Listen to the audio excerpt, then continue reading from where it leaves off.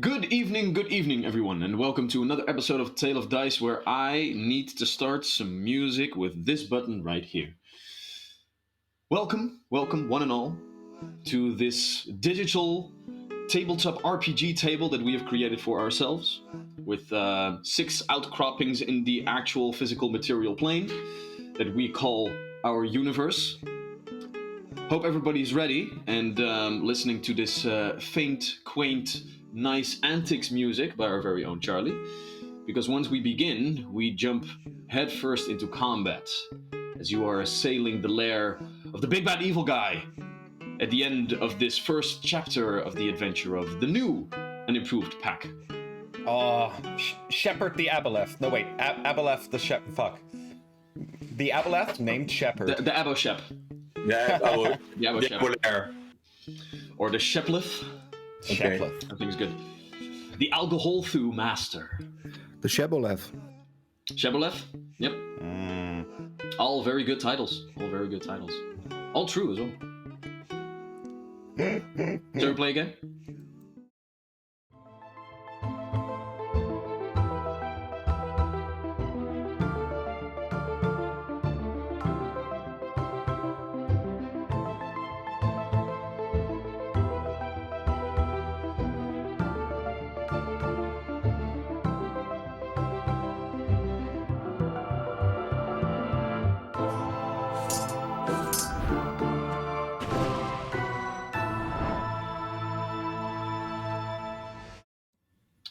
So, to jump in where we last left off, our heroes, known as the Pack, had come for various reasons to the city of Farwater, but were thrusted together into a party to investigate a disease that had befallen the vast city, known as the Crystal Plague. People slowly turning mad, and then, upon their death, calcifying and turning into translucent crystal. This magical disease, they realized, was part of a sort of magical vibration within the air, something that permeates the very essence of the entirety of the material plane, something that they had figured out was known as the echoes of power. Somewhere within the city, a dark force had begun a campaign to amplify this power. And with these vibrations being amplified and people picking up on them, they slowly started to turn mad. They had uncovered that different beings within the city had willingly taken this power within themselves and used it to great magical effect. After dealing with each and every one of these individuals, they then only had one more person or thing to abolish. The Dark Shepherd that came towards this city to teach all of its denizens about the echoes of power. You had uncovered that this Dark Shepherd was nothing else than a Abolair, a fish being from ancient times with power over mind that had somehow gotten inside the water basin, the small lake just outside of the city, within a sunken temple. Here, you have assaulted this temple, together with the aid of the local guards known as the Silver Sentinels. And while you, together with a small elite task force at your disposal of these Silver Sentinels, are inside this temple, the rest of the guard are making sure that all of the other minions spread throughout the city and the sewers of Farwater will not thwart your assault here and now. But the shepherd knows that you have come here. And you know that the shepherd had plans for what seemed to be the end of this month, with questions lingering in your mind about what he would do now that he has no longer the time to wait till next month. What would he do as his hours draw short? Different small localized earthquakes have begun to shake this very temple, with the shepherd himself far away deep within. But right now, you need to make your way further into the dungeon. You know that one big heavy door requires 4 different keys to open. Already finding one, you've entered another chamber to see if you can find another. However, the shepherd is not the only denizen within this temple, as different aberration creatures have just exited heaps of refuse that have been laying within this temple for so long, and they are now assaulting all of you. But the chat is with you. As at the end of last episode, a wild magic surge had evaporated all within its wake. Or no, not yet. We don't have Fireball just yet. We need to figure out if that will be, again, what the freaking wild magic surge does. But as we turn our attention to the battle map, Charlie, we can see that these small monsters are being assaulted by all of you, while we have the beautiful Aif and Nideko once again continuing their patronage of our beautiful stream. Thank you so much. And Nideko, welcome back. So with that being said, Charlie, if you would do the honor of rolling a d20 within chat and starting us off nice and chaotic. I will take the honor. Bloop. Oh, wrong. I mean, maybe I was bluffing. Here we go. And now we roll. There we go. 7. 7. Oof. You know what? I'm gonna make an executive decision in here. Reroll? I will ask you to re-roll, because this will be giving flying to either your group or the other group, which, because you are underwater, literally does nothing. That's fair. I agree for what it's worth as a simple player. Here we go again. That's 19. Ooh. It was so close to a 20 there. All right. In that case, you can let go of the battle map real quick, Charlie. No. Go back to the normal screen for now. All right. I'm purposefully not looking at the table right now. Let it be a surprise. So, with that, as all of you are combating these fish monstrosities that have just exited these piles of refuse, all of you feel this tugging coming from the artifact, as if someone had just uncorked the stop of this pool, as all the water begins to slurp within, taking each and every one of you with them, as a portal to another dimension opens within the artifact. No fucking way. And with that, each and every one of you are jettisoned outward into a vast unknown terrain. First thing... Oh, yes, Charlie? So, I propose that we continue combat without our characters, but only with the minions. And well, after that, we find out what happens to us, or vice versa, right? Wouldn't they come with us because I would say they come with all of you right now. Bummer. I'd say all of you are jetted outward for now. Yeah. It's like allies versus enemies, and the sentries are our allies, so they're with us in this Yeah, strange that's fair. That's fair. space. Like, we could be on a moon right now with very little oxygen. This is... We have magical Yeah. breath masks. Well, for underwater. I hope not. those breath masks won't do you much good here, because as soon as you are jetted outward from the artifact, all of you are pulled into this whirlwind and already rolling your eyes because of the chaos that this goddamn thing, which you still want to keep with you, keeps spewing out Excuse me? all over Rolling you. eyes? Edge is fucking loving this. Fair enough. I presumed unjustly. However, in a very similar way that the artifact spews out chaos over all of you, it seems that you are now spewed out into a very different place of existence. The first thing that catches you is the immediate shift from the ice-cold water to the blaring heat. As you fall down, each and every one of you, in what seems to be a vast desert landscape.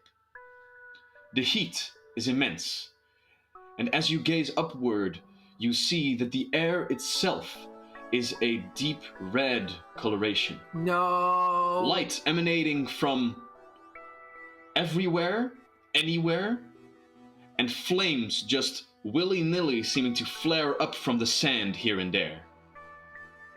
As soon as you fall here, together with the little bit of water that came spewing out with you, it immediately evaporates. And you are already starting to get hotter and hotter. I take out my armor, my metal armor, who's very hot. Well, as all of you, because that would be like an ordeal which will take a couple of minutes. Oh damn. I would keep that on, Chloe. Okay. Because I have this new best friend, I got 3 fire damage resistance. Yeah, you are Does fine. that mean? Oh, okay. You are fine. You like the rest of them begins to sweat and stuff, and like all the water evaporates from you within like the first minute. And Olam, you are perfectly fine in this beautiful, not cold climate. It is very much suited to you, actually. Have you ever come out of a swimming pool in a desert? Or like in a very heated environment? Because there's this beautiful thing that happens as you come out of the swimming pool. As all the water immediately evaporates, you actually become very cold for a second before you then start heating up. That was my experience, at least. And Yeah. I What thought... he said. So, and then, afterwards, immediately, of course, the sweat starts coming and it becomes uncomfortable. But there's this really weird moment where we see this steam hissing off of us as we're like, oh, what, I'm cold. Oh, no, I'm not cold. Okay, never mind. What am I? Do we see any, houses or buildings, something that could give us shelter? Go ahead and make a perception check. Edge turns to Tarush. Oh, that's actually pretty I good. have a few ideas of where we might be, but I think you would know better. 26 on my perception. 26.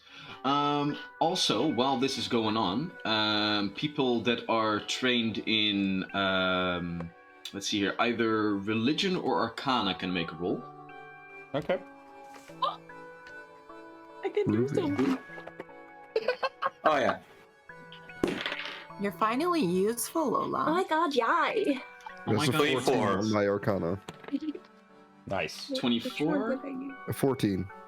14? Also a 24 on Arcana. 24? Oh.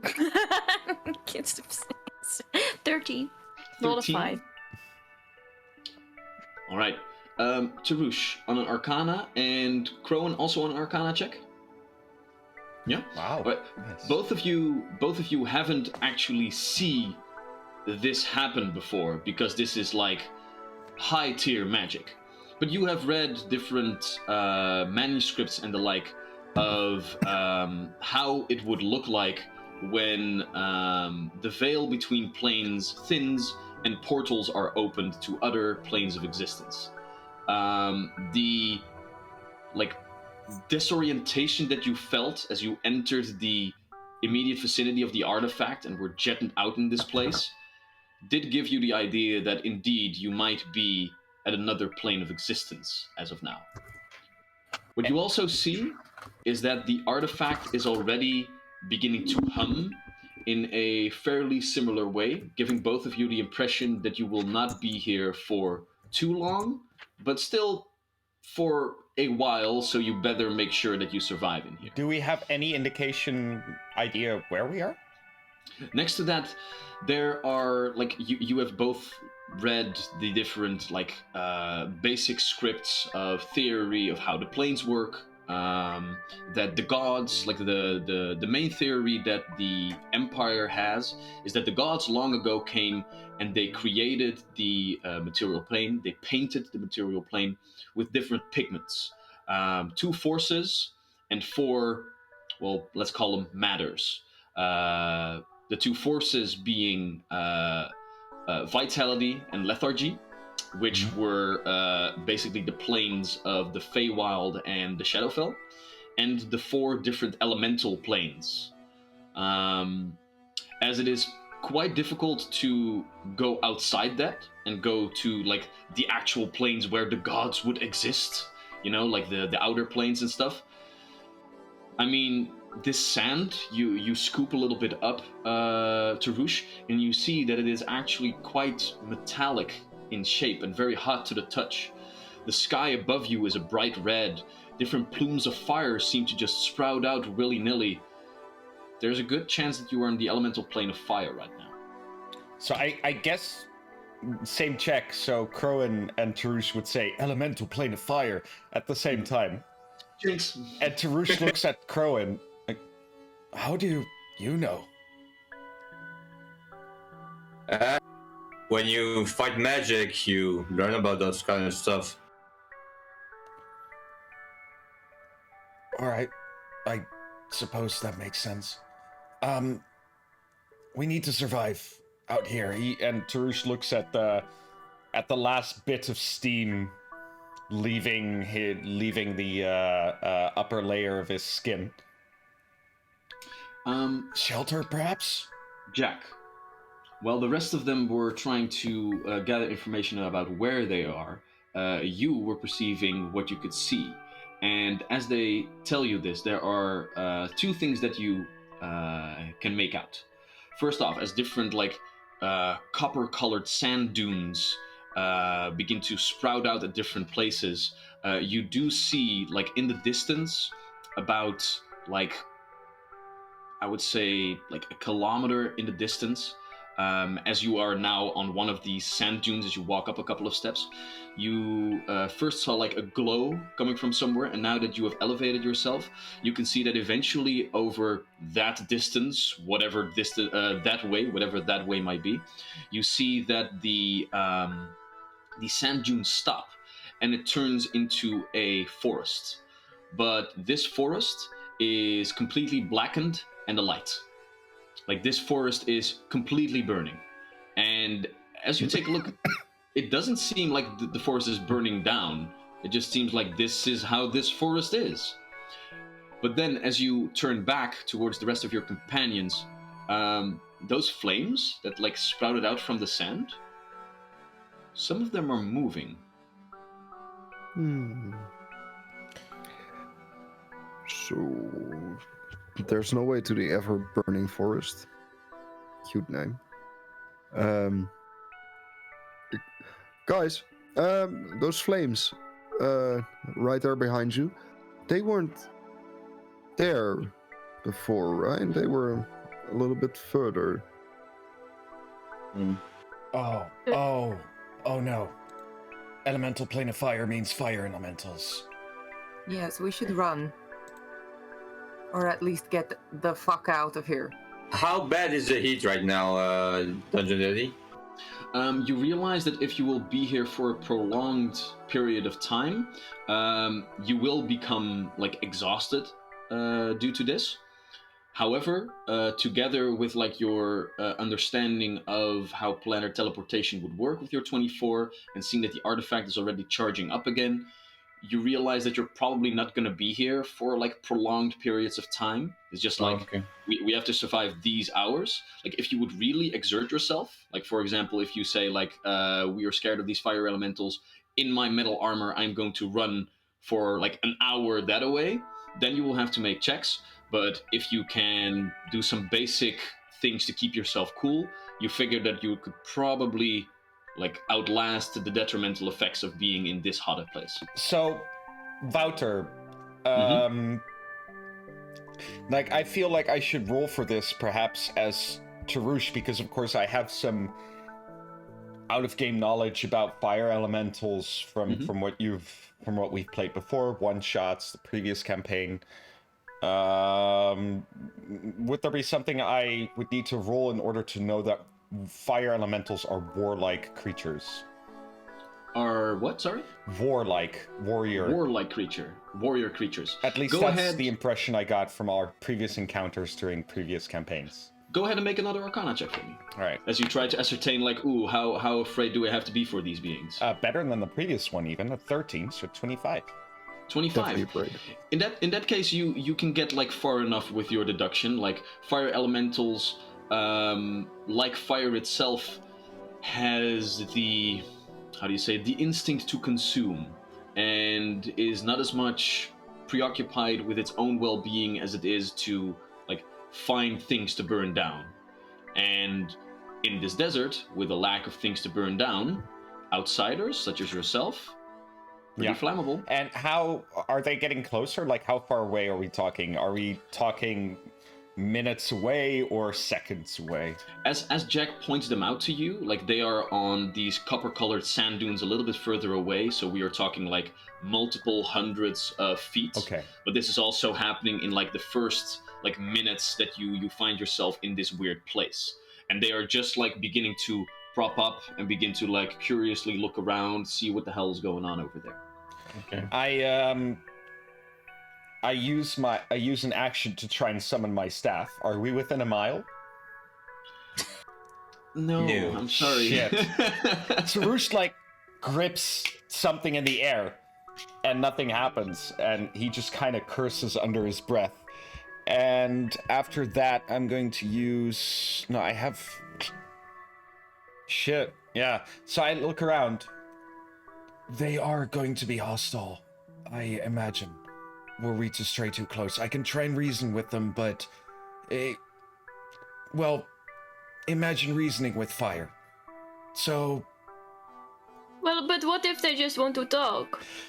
We are on their home thing, so I would want to talk to someone if they just showed up to my home thing. Maybe they can help us with the thing we are doing when we maybe hopefully get back one time. I am Although I do kind of like it. surprisingly in agreement. And Tarush feels the outer layers of a plan build up in his mind. You want the leader of the lieutenant, of the Silver Sentinels, sergeants of the Silver Sentinels that came with you, begins to grab up his own people, gets like his harpoon gun crossbow back. So this thing, is it gonna get us back or what? Maybe we don't want to use weapons right now, because if they do come here and we have weapons up, they will probably going to fight us. So maybe just put that away. I'm not even sure what it would do. Trying to shoot down fire? I don't think your arrows are going to do much, so just put them away for now. You'll only exert yourself. Put the arrows away, but keep the weapons ready. We do not know when the artifact will whoosh us back to where we came from. Oh wait, did the three aberrations that come with us with the teleportation thing? No. They have been left behind, it seems. Oh. Yeah, that would have been an easy kill. Just leave them out here to dry and wither. However, I will give you this. If you would want to take something back with you. Yeah. That was what I was thinking. I'm like the idea is already coming. So Tarush says, permission to try something on the approaching elementals, to talk to them, as Olam suggests. Wait, but if we do take a fire people back and we are in water, I'm not sure if they would survive, because water kind of slows down fire, right? Yes, it's an interesting concept, Olam. The fire elementals, were we to take something with us from here to there, it would be merely a projection, a metaphysical copy, so to say, if the fire elemental were to die on our end, it would simply slowly reinstate on theirs. The planes, they are much more complex than we understand. Small words, Tarush. Yeah, you Words. are saying a lot. While Tarush is trying to explain this to Olam, Edge is going to take out an empty vial and just scoop up a little bit of the sand, Very well. stopper it, and Like, put it in their pack. when you know what painting is, And Olam. make sure that Nox is okay. Okay. Nox- Jesse is sweating Nox is not profusely with as you. well. You left Nox on the ship. Oh, right. true. Oh, yeah, that's right. Okay, good. Jesse is very sweaty. It's like when rats have their beaks open a little bit, like their mouths open. You notice that they get quite hot. But I try to keep her nice and isolated within my clothes. I'm also taking sand with me, not in a vial, but in my shoes, because I'm standing in a desert. Very well. And Croy is getting a bit frustrated by the heat and saying, okay, the way I see it, we have two options. Get away from the fire elementals that probably want to burn us, or hide from them. But talking would- to them. Tarush motions his hands outwards. Talking to fire doesn't work. Like, Tarush Why motions... wouldn't it? I motion outwards, like, we're in a desert, like, hide where? I mean, if you want to dig a hole, I suppose I could help you, but I Yeah. don't think Be that's warm. going to help against fire. I will give you this. Wormhole. As you guys are conversing about this, you see that there are basically two different sizes of flame that you see. Some are taking the shape of like large, almost humanoids, with like a tail of fire, but like shoulders and arms, and what seemed to be like heads. But what you can also see are like smaller, almost animalistic, like embers that are like darting across the sand, and they are getting slightly more in numbers, but also a couple of them are like encroaching. A quick count around you would tell you that there are like 4 of these larger and 8 of these smaller, just like hopping around slowly but surely, daring to get closer. At which moment the artifact's vibrations begin to increase a little bit, and one of the triangular facets of the artifact is growing green, as if a button to press. It is still increasing its vibrations. If you guys will wait too long, it will bamf you back on its own. But I will give you a button to get out of here. If Crow understands this as a button, he's gonna press the button. No, but we can talk to them, and if it goes bad, we can press button. If it goes good, we take them and press button. Alam, explain to me what good can We come are of safe. this. We are safe anyway because we have this thing to press to get back, probably. So How are we we can going talk to to take them. the fire with us? We Yeah. Are hug you them going and to take hold them. the fire? Maybe. I'm very I can glad help to- you lit the fire. Who's I holding can the have artifact right now? Hold on. I'm very glad that Olam has fire resistance, because otherwise she gets all those burnt toe beans. I say Olam, but also, the artifact seems to know who are friends, and Tarush gestures at the guards who have unwillingly been brought with us, and not. So perhaps were we to befriend, or at least ally, with the elementals, it would know. No? Who's carrying the artifact? Because I had it in my backpack for a long time. Yeah, I think the consensus was Edge, if able, always carries the the Okay. artifact. Alright, in Alright. case Edge has it. At Edge which moment has it. Edge takes it out and has it ready. your conversation has also alerted the presence of one of these beings, as almost snaking across the ground, this one fire elemental seems to be more daring than its brethren. And as it comes forward, you can hear it speak, although I speak the primordial. sound- You speak primordial? Yeah, man, that's Hell why yeah. that's why I have a plan here. All right. So as this creature comes close, I want to do something. I want Do to something? go on my knees and like bow because I feel like that's something people would Appropriate. appreciate. go ahead and make either a society or nature check, because this could also be interpreted I as animal nature. handling, like trying to make like good gestures towards an animal. Ooh. Okay, so rolled a 19 plus Ooh. an 8 is 27. Heathen. All right. So as this elemental walks up to all of you, slithers up to you, burns up to you, whatever, the rest of you can just hear a little bit more concise burning sounds. You, Tarush, can understand this, as this being walks up to you and says, how did you get here? From underneath the sand, perhaps? You seem new, less dry. I see that your pet is already kneeling before us. This is good. Yes. And Tarush answers in Ignan. well, in slightly rusty primordial reply. Like, he's read the texts, he's practiced it with teachers, but he hasn't really had the chance so far to actually speak with an elemental in such capacity.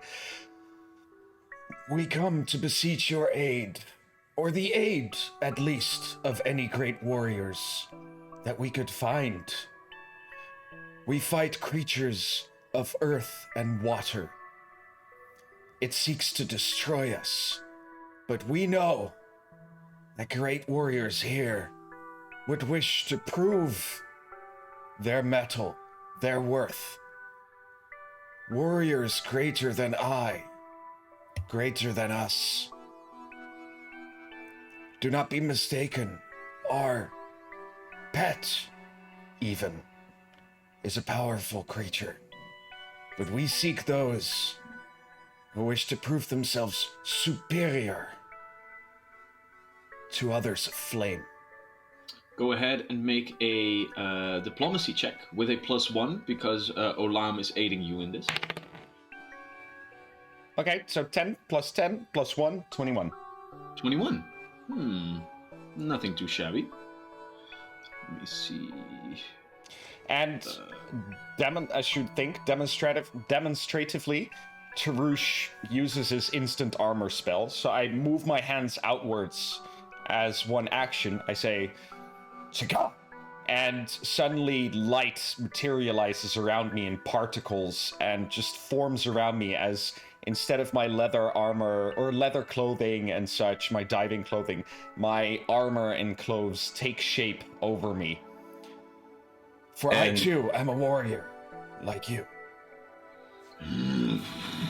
Almost in response, the fire elemental flares up, like the ones that have seen Lord of the Rings, all of you. As the Balrog also ignites itself, a plume of smoke emanates from this creature, and with its display of dominance, the rest of the flames seem to scatter away. Very well. More creatures to burn. I command you, bring me. Good. The environment will be hostile. Water all around us. Creatures of earth attacking. But can I trust you to prove yourself superior then? The reward will be grand. Your peers will respect you. When I am done, there will be nothing left but steam and molten rock. Flares up again. So Tarush turns around and goes, holds up his thumb, winks like... Edge looks at Crow and like, do I push it? Do I push the button? By the way, while this was happening, Crone just remembered he was sickened and just got a retch in the corner somewhere. Oh, that's actually really smart. Holy shit, yeah, all the guards start... All right. All right. So the chat actually has helped you in multiple ways, because you have been away long enough, we will say, to get rid of the affliction, because you have had like minutes outside of this. And if I get back to the stat block, yada yada yada yada yada yada.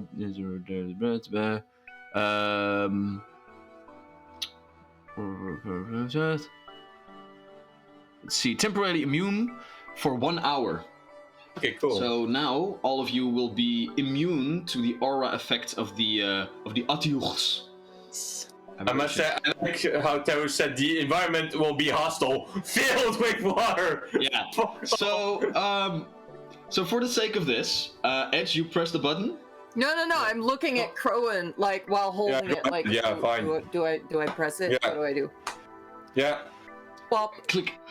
So, all of you, as you press the button back on the artifact, in a whirlwind of sand and flame, as the fire elemental comes with you, you are all jetted back into the spaces that you had just left. With a couple of exceptions. First off, you are no longer sickened. Second, you are no longer as cold as you were before, because a fire elemental has been brought with you. Third, you can't see shit, because as soon as the fire elemental is jetted into this water plane, it dies instantly, because it takes damage for every gallon of water is poured upon it, and it is underwater, so it immediately dies and evaporates. And I will say that you. Did you seriously not even see this coming, Charlie? I like half it. I wasn't sure what I was expecting. You're bringing a flame underwater. It's not gonna live long. No, it takes damage for every gallon of water that is poured upon it. Like, which is a how lot many of gallons are gallons there? in here. A fucking lot, okay? Yeah. It's a lot of water. Yeah. Infinite water over here. We're at the bottom of a fucking basin. So, in a canal. Visibility is 0, as the entirety is filled with steam. However, I will say that because you guys had a nice little trip over there, the fire elemental is jetted towards your enemies, and I will say, each one of you go ahead and roll me a d4, and that's the amount of fire damage that it will take. And like perhaps also like due to the visibility, the creatures aren't. Oh wait, they are blind. Yeah. Never mind. I really hope he wasn't important, though. I mean, how hilarious is this shit? They're like, prove yourself as a warrior, and turns out he's just another bomb for us to use. Prince of our plane. The first thing Krog will say after this happens is like, Tarush, you're a dick. Tarush, you're a dick. And 1 damage from me, from my roll. 2 for me. 3 for me. 6. Also 2. 8. And Jack? 3 for me as well. 8 to 11. 11 points of damage to each and every one of these fuckers. Alright. So, before we started this stream, we were talking about planning on how far we could get with the next couple of sessions. And because I had an idea, like, the Wild Magic Surge, like, took a hit of the blunt and was like, hold my beer. And we went to a trip to the freaking Plane of Fire. Yeah. With that being said, as you are now back towards the material plane, excuse me, bubbles and steam all around you underwater, a pleasant heat that has basically thwarted off the early winter cold of this water. You are jetted back towards the initiative order and the combat that is straying out before you. As the different fish-like, smaller variants of Otiachs are all still wreathing in pain of the scalding water, we take a look at the artifact. The artifact has done enough for now, as we turn our attention to Lyra, your companion enchantress. Let's take a look-see here, what she can do. We kind of had the idea that we didn't want to use any spell slots on these creatures, right? That was the idea that you guys had before. True. All right. In which case, she will use 2 actions to just continue casting Electric Arc. As and Crowan, you are next up in line after this one. Okay, cool. As 2 of these creatures. Oh, that is a natural 20 on this one right over here, so he takes no damage whatsoever. But a 13, which is a normal fail, on this Furker Yard over there. Mm-hmm. Which means that go, he takes another 10 points of lightning damage as electricity arcs throughout the water and hits it square in his fucking face. For her last action, Lyra will just continue keeping up a shield spell as many spellcasters do. And we are up to Crowan, with Jack being the next one in line. Okay. Crowan, Quick. what do you do? How many actions does Battle Medicine take?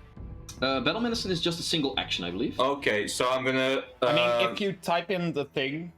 Yeah, I saw it, but I couldn't see the action marker. I see it now. Okay. So I'm gonna heal myself with battle because I can't see them, right? No, right now visibility is 0. Okay, so I'm just gonna battle medicine myself, and then switch to daggers. Yeah. For this round and a couple of rounds after that is what you realize now that there are bubbles everywhere. Okay, and that means that I need to be on the. I need to roll a flat 10 every time I want to hit something, right? Yeah. No, wait, because they are not hidden from you, because they haven't taken the hide action yet. They are just concealed as of now. So for now, you only have to take a flat 5 check to hit them. Oh, okay. Oh, so that's different. Okay, so I'm gonna switch to daggers and just try and attack the one most close to me. I'm gonna take the flat 5. All right. You are still a little bit away, though. So are you going to take a step forward for that? Yeah, Or are I'm you gonna going to take throw it. your daggers? No, I'm just gonna take a step forward. Very well. So, Alright, that's one action. Switching to daggers is the second action, I guess. So one attack. Yes, let me just take a real quick look at the aquatic combat rules, because your daggers, can they deal piercing damage, or is it just slashing? I'm pretty sure all daggers can also do piercing, but that's a 3.5 rule. I think remember. daggers are specifically piercing because you stab Alright. with a dagger. All right, in that case, cool. Because you are wielding daggers, you don't use slashing or bludgeoning damage, so you don't take a -2 penalty. So you can just do. Okay, so I'm your gonna normal roll a thing. flat 5. I roll an 8, so it's fine. And the attack is a total of, I think, 20 or more. I kind of forgot how good my daggers were. Let's see. Yeah, that's 22. 22. Because you are also conceal. Oh wait, no, they have. No, they have. No, so they are not flat-footed to you. So you don't get sneak attack damage, I'm afraid. Oh, But you damn. still do the normal damage. He gets 8 damage. 8 damage of stabbiness, right in its absence of a face. Basically. All right. All right. That brings us to Jack. So, Like, my guy is as well, sorry. Oh, sorry. Yeah, you also have your NPC guy. Roning's gonna switch to his shield and basically do the same as me, just switch up, move and attack. Let's see, I need to get to the right place. Yeah, basically, and attack the one I just attacked, so we just gonna focus Very well. fire on there. Yeah. While you guys can't see them anymore, you do recollect that the 2 ones on the outside were the ones that took a lot of damage. Yeah. I was just gonna try and finish him off, so let's see if he makes the flat 5. He makes the flat 5. And he 17 plus a lot, so that shouldn't be a critical, but enough to hit. And so it was 17 plus 8, I think, or something of 17 10. plus 8. All right. Well, yeah, it hits basically, and does. Sorry, I forgot to check what was the character sheet of those guys again. They're also here in the Discord chat if you were looking. Yeah, I see it now. Mini Warhammer. That's 15 damage. 15 points of Bludgeoning. damage. Yeah, so we said, like a small caveat, you could just use this character sheet, but instead of a Warhammer, it has, he has a trident. Yeah. So he can do piercing damage and is unimpeded by this. So, Okay, so yeah, 15 Crowan, damage. as you swim forward, you get your dagger out, stab it into the top side of this fish, and as you begin to like wiggle it away a little bit, the 3 tentacles on its back begin to like hit you on the back a little bit. Not enough to do damage, but it's like flailing. You pull it away a little bit, and then you can feel a hand on your shoulder as Ronan uses your like shoulder as like a stepping stone almost to stab his trident into this creature. And as it wiggles a little bit more, it goes limp and dead, and then just begins to slowly float upward. This is how we do it. Hell yeah, that's one down. Yeah. With that being said, however, Ronan is also next to one of these other creatures, which is now going to unleash its attacks upon him. As you roll, I ain't got no music. Oh, as you roll, you will have gotten the music.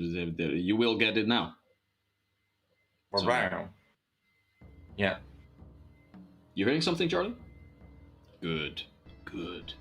Most good. Alright, so, my good sir, Crowan / Vincent, as your NPC guy is gonna get attacked by a tentacle, which will come at him for 19 to hit. I don't think that's enough. He has 20 AC. 20 AC, okay. 19 misses. In that He doesn't have a swim speed, right? Or does Excuse he? me?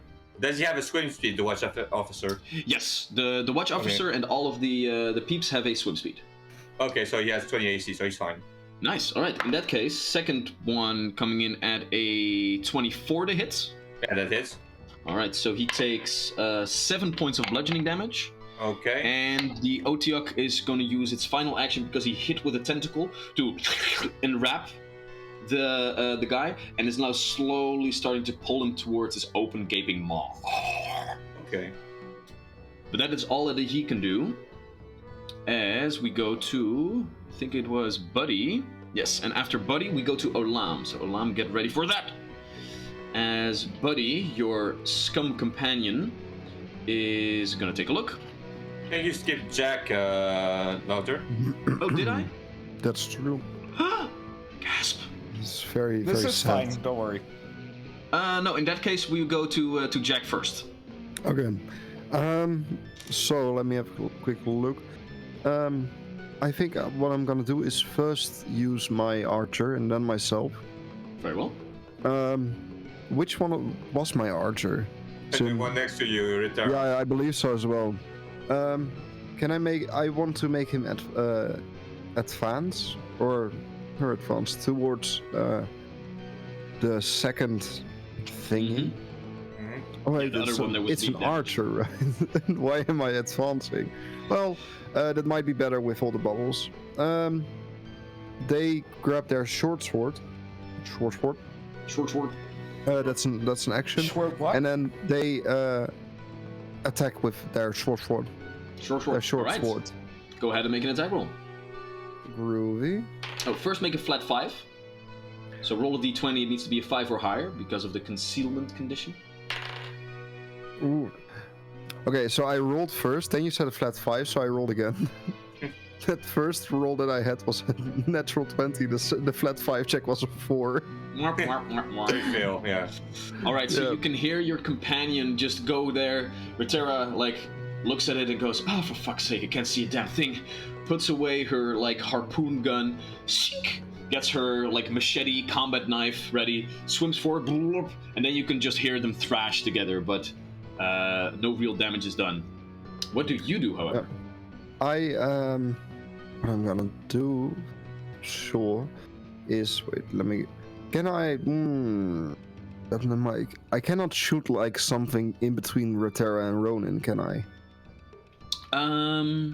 Between Rotera and Ronin, yes, your companions basically. Allies aren't a real problem in lines of combat, but enemies are, because we basically say that your allies can move aside because you are friends, and you can go a little bit to the left, thank you, and then you can just fight. Cool. In that case, I cast Ray of Frost on the Alright. left attacker. Let me make first a flat 5 check. Mm-hmm. That's a 16. Yeah. And then I make a Ranged attack. ranged attack. Actually, make a spell attack roll, which would equate to a 20. 20. 20 is exactly what you need. Precisely what I need. Good. In that case, let me grab my D4. That's 4 plus my spellcaster modifier. Oh, that's actually 8 points of damage. So, with all of the bubbles and stuff still obscuring everything, you switch it up a little bit as you cast a ray of frost that streaks out and leaves behind this trail of snow within the water.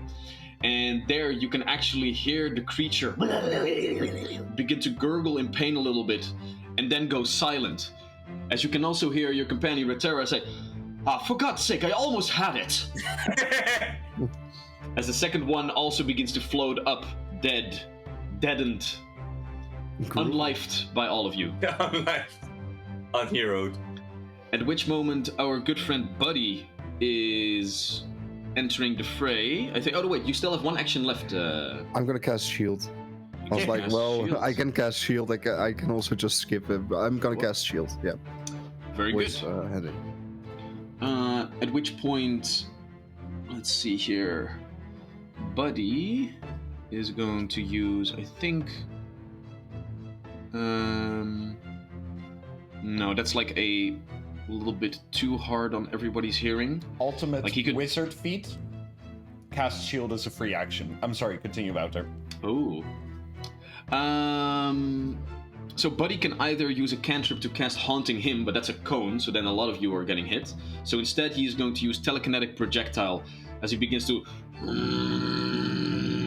give like this deep, almost like bullfrog hum, and with it you see one of the pieces of refuse just like as a large rock begins to lift up and quickly is jetting through the water towards the creature. Ooh, for a natural 19. Which isn't going to be a critical hit, but still hits.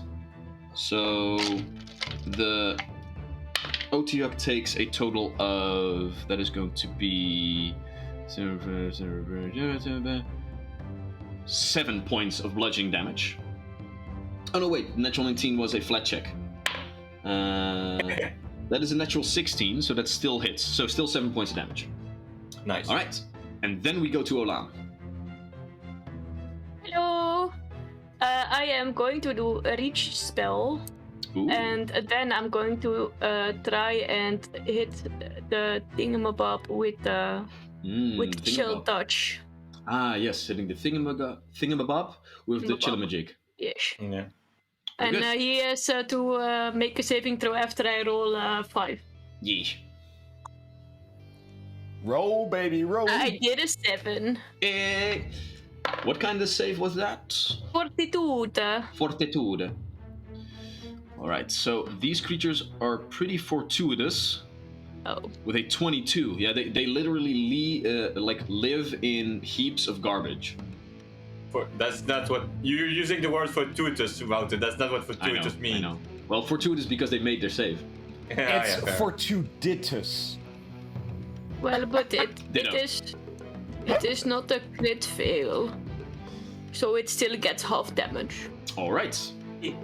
If I can find my D4, that is also a part of preparing. Yes, I got it. That is 3 plus my multiple 4 is 7. 7 Half. points of damage, halved to 3 points of Yes. damage. Alright. And because you did a reach spell, I do believe that it takes all your actions. See, Which brings us but- to Tarush. No. Oh, No, I got my man. Oh, excuse me. I'm sorry. It always confuses me. Crystal, are you being in character now or not? I don't know. You can't switch back. It's- Johnny. It's my inside voice. It's in my head. I can't stop it. But dude, Well, she's into character. She's never coming back. Why are you fighting me? There is no Whatever longer the case. any crystal, and there is only Both- Olam. both Crystal and Olam, same like advice applies. You should do your boy. So Oh, I am my boy now. Hello. I am going to shoot. Hello, I am boy. I The shoot. same voice, just lower. hello, I am boy. I did roll 12 Oh wait, I see that. Total or for with hitting. bonus? 12 I see that- for hitting. Excuse me. Come again. 12. 12 to hit. We're trying to hit. Like, All right. Well, first Yeah. you have to roll for like a Yeah, 5 that's the or flat check. higher. That's the flat Right. check. 12 is 5 or higher. yeah, so- 12 is my flat. Yes. Fun fact: Phalar is a she, but go ahead. Really? Yeah. Oh no. No, let's keep misgendering know. because I'm not it's so sure. random. I mean, Yeah. she can still be a she and have this voice. Yeah, and be like to exactly. call Yeah, boy. that's fair, Like, yeah. that can happen. Yes. So One of the yes. boys. go ahead. Make your attack roll. Oh, this is going to be crappy. Oh no! 19 Damn. plus 10. That is a 29. 29. 29 hits. Not a critical hit though. Need a 30 for that. But still. So that's D6. No. Achoo. Wait. D8. Achoo. D8. Chew, chew. That's an 8 plus 2 is 10. 10 points of damage. See. And I do believe that she can try that 2 more times. Ooh. So first so you attack know. again. Just know, Sentry's aim ignores the concealed condition. So if you use Sentry's aim, it's 2 actions. You can just shoot, and you don't have to do the flat check. Ooh. Okay. I've been biting my tongue this entire time. I know. I know. I saw it. So the second one is a -5, right? Or -4? Yeah, minus 4 5. because you have a +1 if you do the Sentry's aim. Yeah, but That's the not what penalty I is did. -5. The penalty Yeah. is -5. Yes. Okay, so that's 15. 15 hits. Sorry, 15 to hit, or for the flat check. What the hell are we 15 to doing hit. anymore? Franzen said I didn't have to do the. Okay. You did In to the- do the flat check, yeah. in So that you rolled a case- 15 or you rolled a 15 plus I rolled a something? 10. No. Crystal, you need to yeah. be clear here. God damn I it. rolled a 10. That -5 plus 10 is 15. Okay, good. So you miss. Good to know. Mrs. I won't- Tarush. I don't have to make flat check anymore.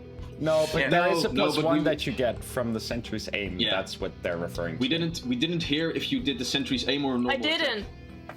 I didn't. I didn't use the center's aim. No. Okay, then what? Then you needed to roll a flat check. Oh. Like that, So- the whole thing, like, Vincent said if you use sentry's aim, you ignore concealment. That's why we were assuming you did. This is the real tabletop RPG experience, people. Let's just say I did it, and now it's not my turn anymore. This is like, I'm done with this shit. Understandable. I Tarush, go hate fuck shit up. rules. Alright, so Tarush is, warped back into our reality, and he's now wearing armor as opposed to before. And he finds himself just drifting to the ground as immediately chaos is erupting, right? Everyone's fighting, and Tarushi's taking a few seconds to readjust to the fucking chaos that's going on around him. He can't even see shit. And he, honestly, no fucks are given, because I ain't making no attack roll. So Tarush stands there, kind of readjusting to his new weight as he's basically standing, and he summons finally his staff with his first action. He smiles, nods, and then just motions it forward, because Electric Arc, it just knows where the enemies are, man. It doesn't care. Oh, really? Electric Arc is not an attack. They make a reflex save. That's it. Oh. I need line of sight. That's it. I need them to be within range. That's Well, it. if they're concealed, then you don't have line of sight, so you can't use the spell. Well, actually, they need to be. Well, yes, I do have line of sight, but it's not an They're attack roll, so concealed. no concealment is made. They're concealed, so you do not have line of sight. You cannot see them. Concealed means that you cannot see them. Line of sight isn't like only a straight path towards the enemy. Line of sight also means you can actually see them. Now, you can still be observed, but you're tougher to target. That's literally what concealed is. So, if Well, I you want cannot to... see them right now. All right, so I guess I'll make the flat 5 check then.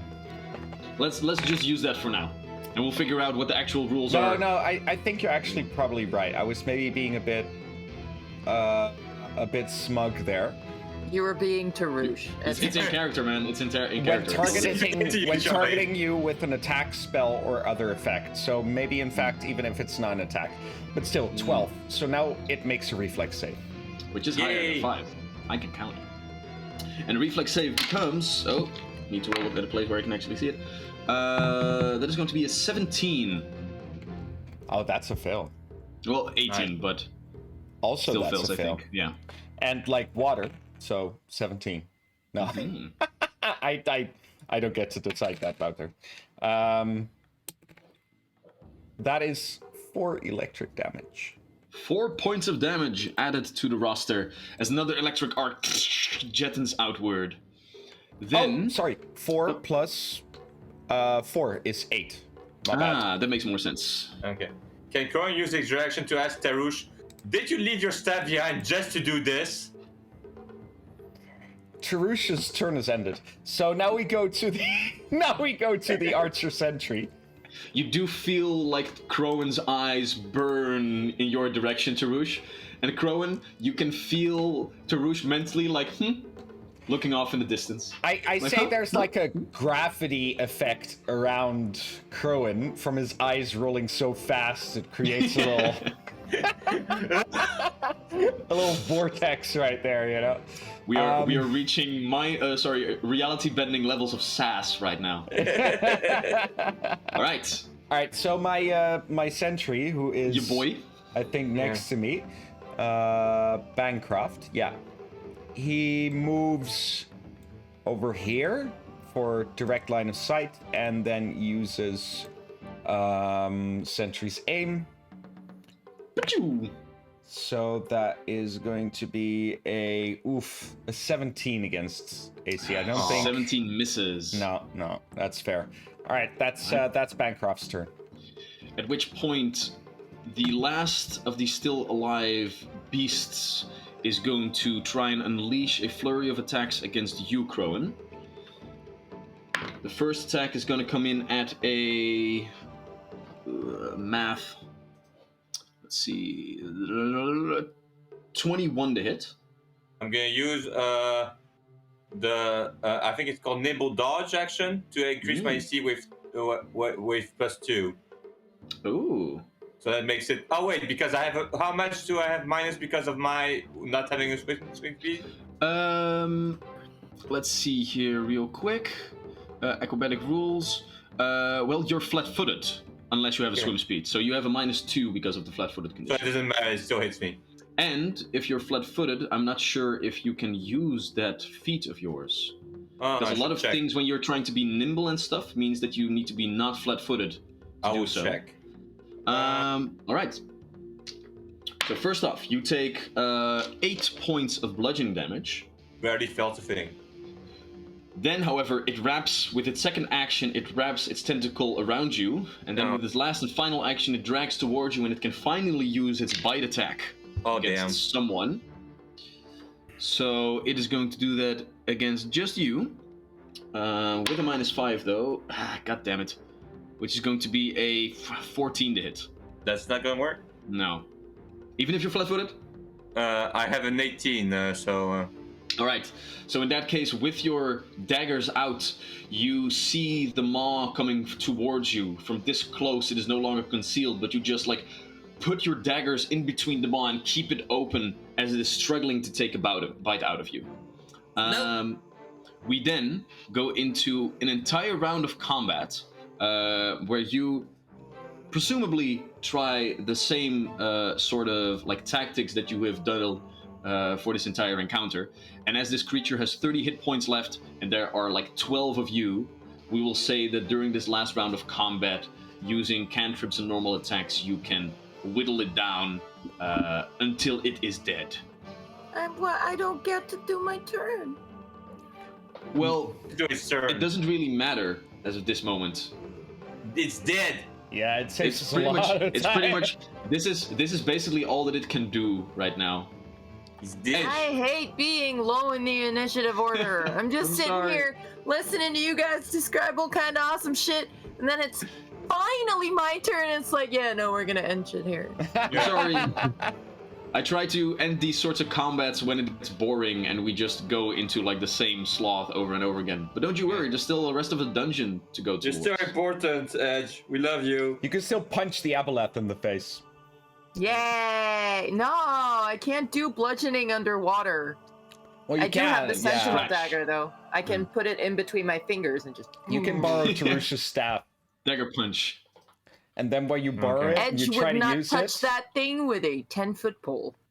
Ironically, but then if you were to use it, I would like teleport it out of your hands right before you could. You know, Yeah. like planning that. That's why Edge isn't touching it. Oh, Edge. that's fair. You're so unhealthily attached to it, Tarush. All right, Edge. Yeah. In that case, you know what? You were the last in initiative order. How do you want to do this? How do you want to kill this bitch? Eventually, arrows rain down. Electric arcs go away. What do you do?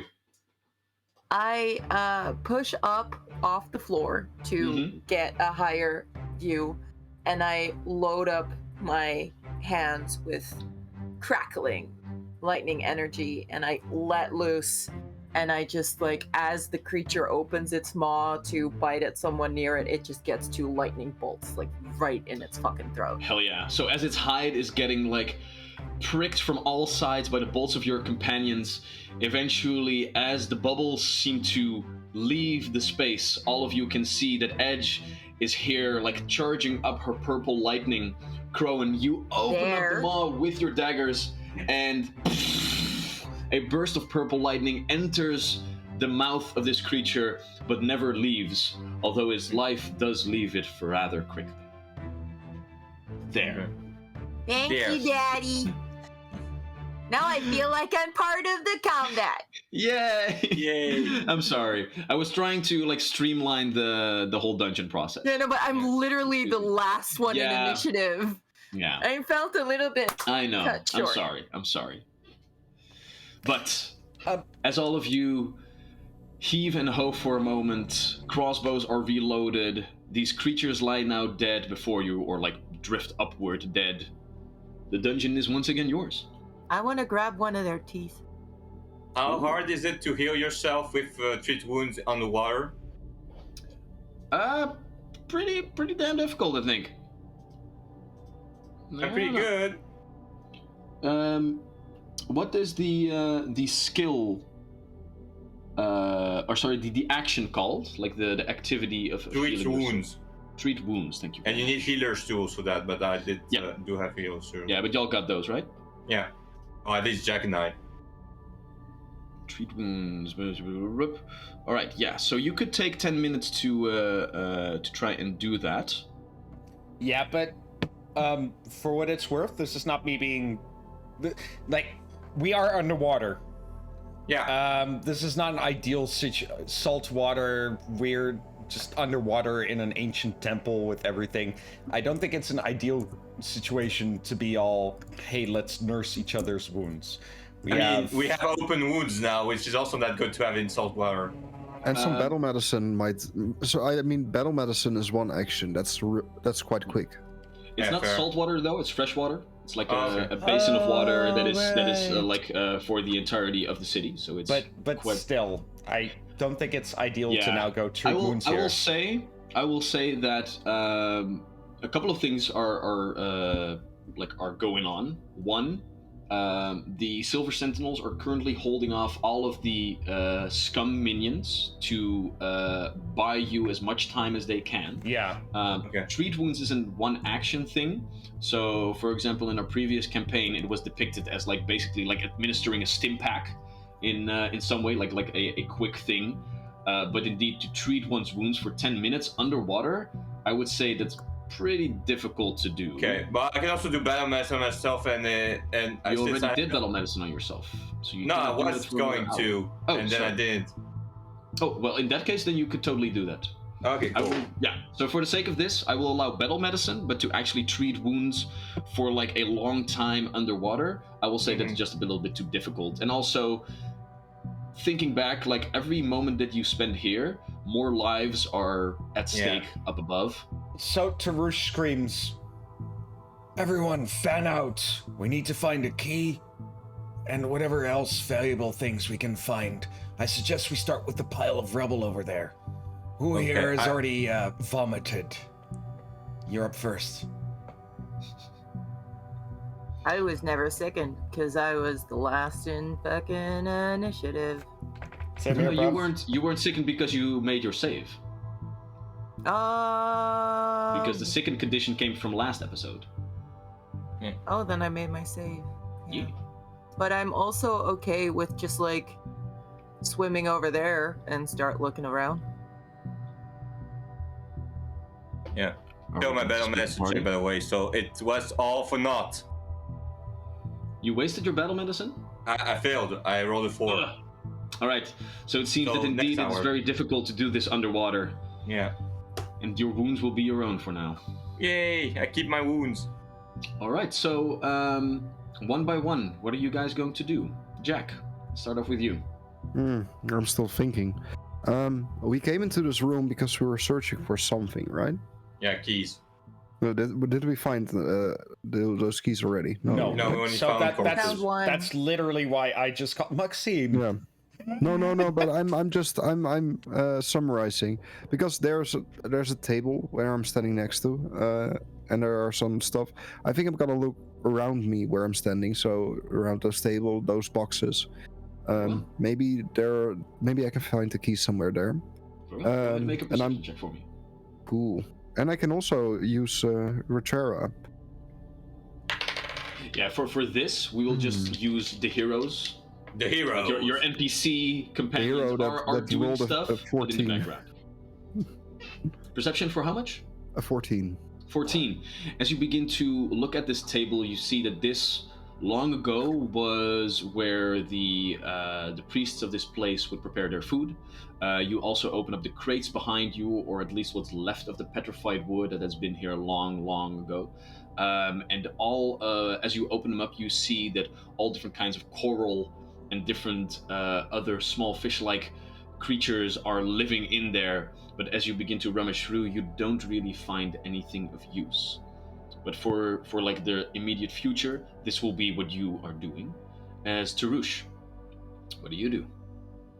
Yeah, so the same as before. I like stab my wand into a soft portion of the ground to keep it upright there. My staff, and I grab my wand. Small distinction, but important, to go for my detect magic. While also, like, I'm just holding that out, walking/swimming around. I mean, I'm in my metal armor right now, so I imagine I'm like in this weird, like an astronaut on the moon, you know, bouncy. And Indeed. I'm looking around for a key, a soul stone, fancy stuff. I don't care. Anything of interest. All Yeah. right, for you as well. Go ahead and make me a perception check. Percepzione, c'est 19. 19. Weird. There we go. Yeah. We all have those moments that we don't really know why, but clink, the Dutch switch goes on. Yeah. 19. In your place, you see that a lot of rubble from the ceiling that has been slowly crumbling down has coalesced here on the floor. And as you begin to rummage through, you get your wand that is casting a detect magic spell really specifically for the soul stones, like an added version of, a altered version of the detect magic spell. Doesn't find any purchase here.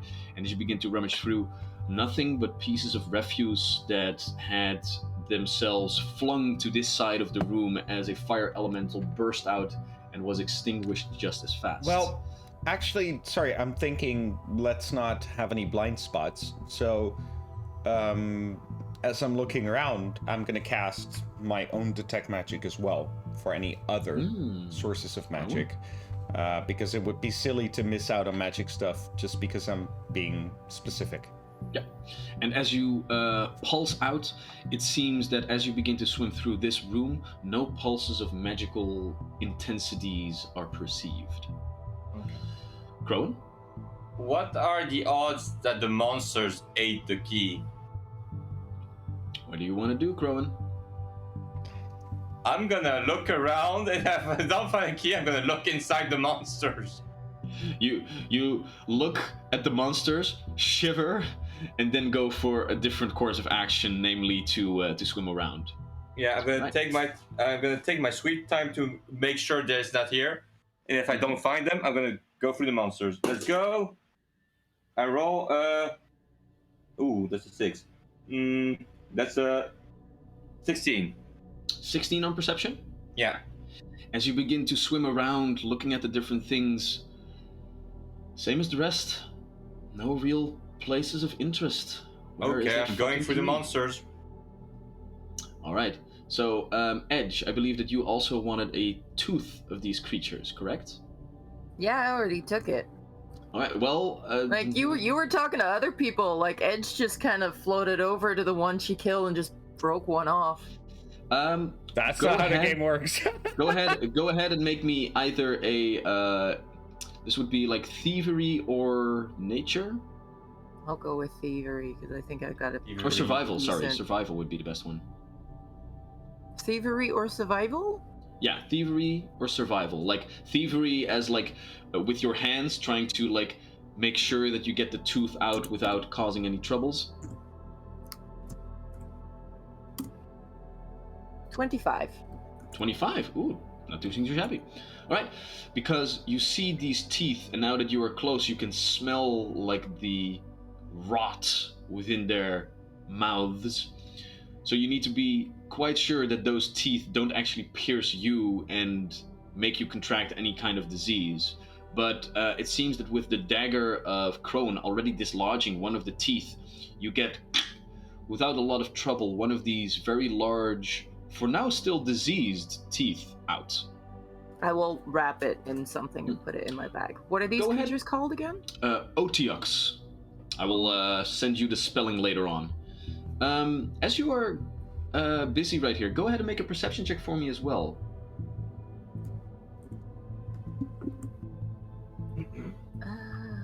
Perception. Okie doke.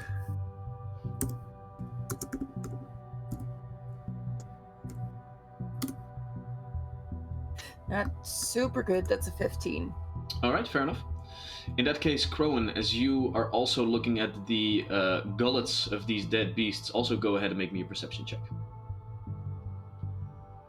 Let's go. Yeah, that's roll 20. Natural 20. All right.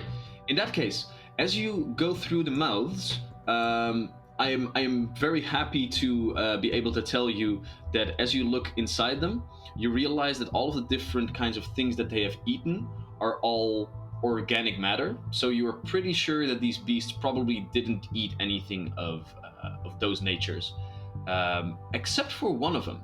And he has been trying to get rid of it for a long time, it seems, as you see that just in the back of the throat, you see not a key, but a glass vial that has lodged itself right there, still with what seems to be some sort of red, sparkling liquid with a golden swirl throughout it.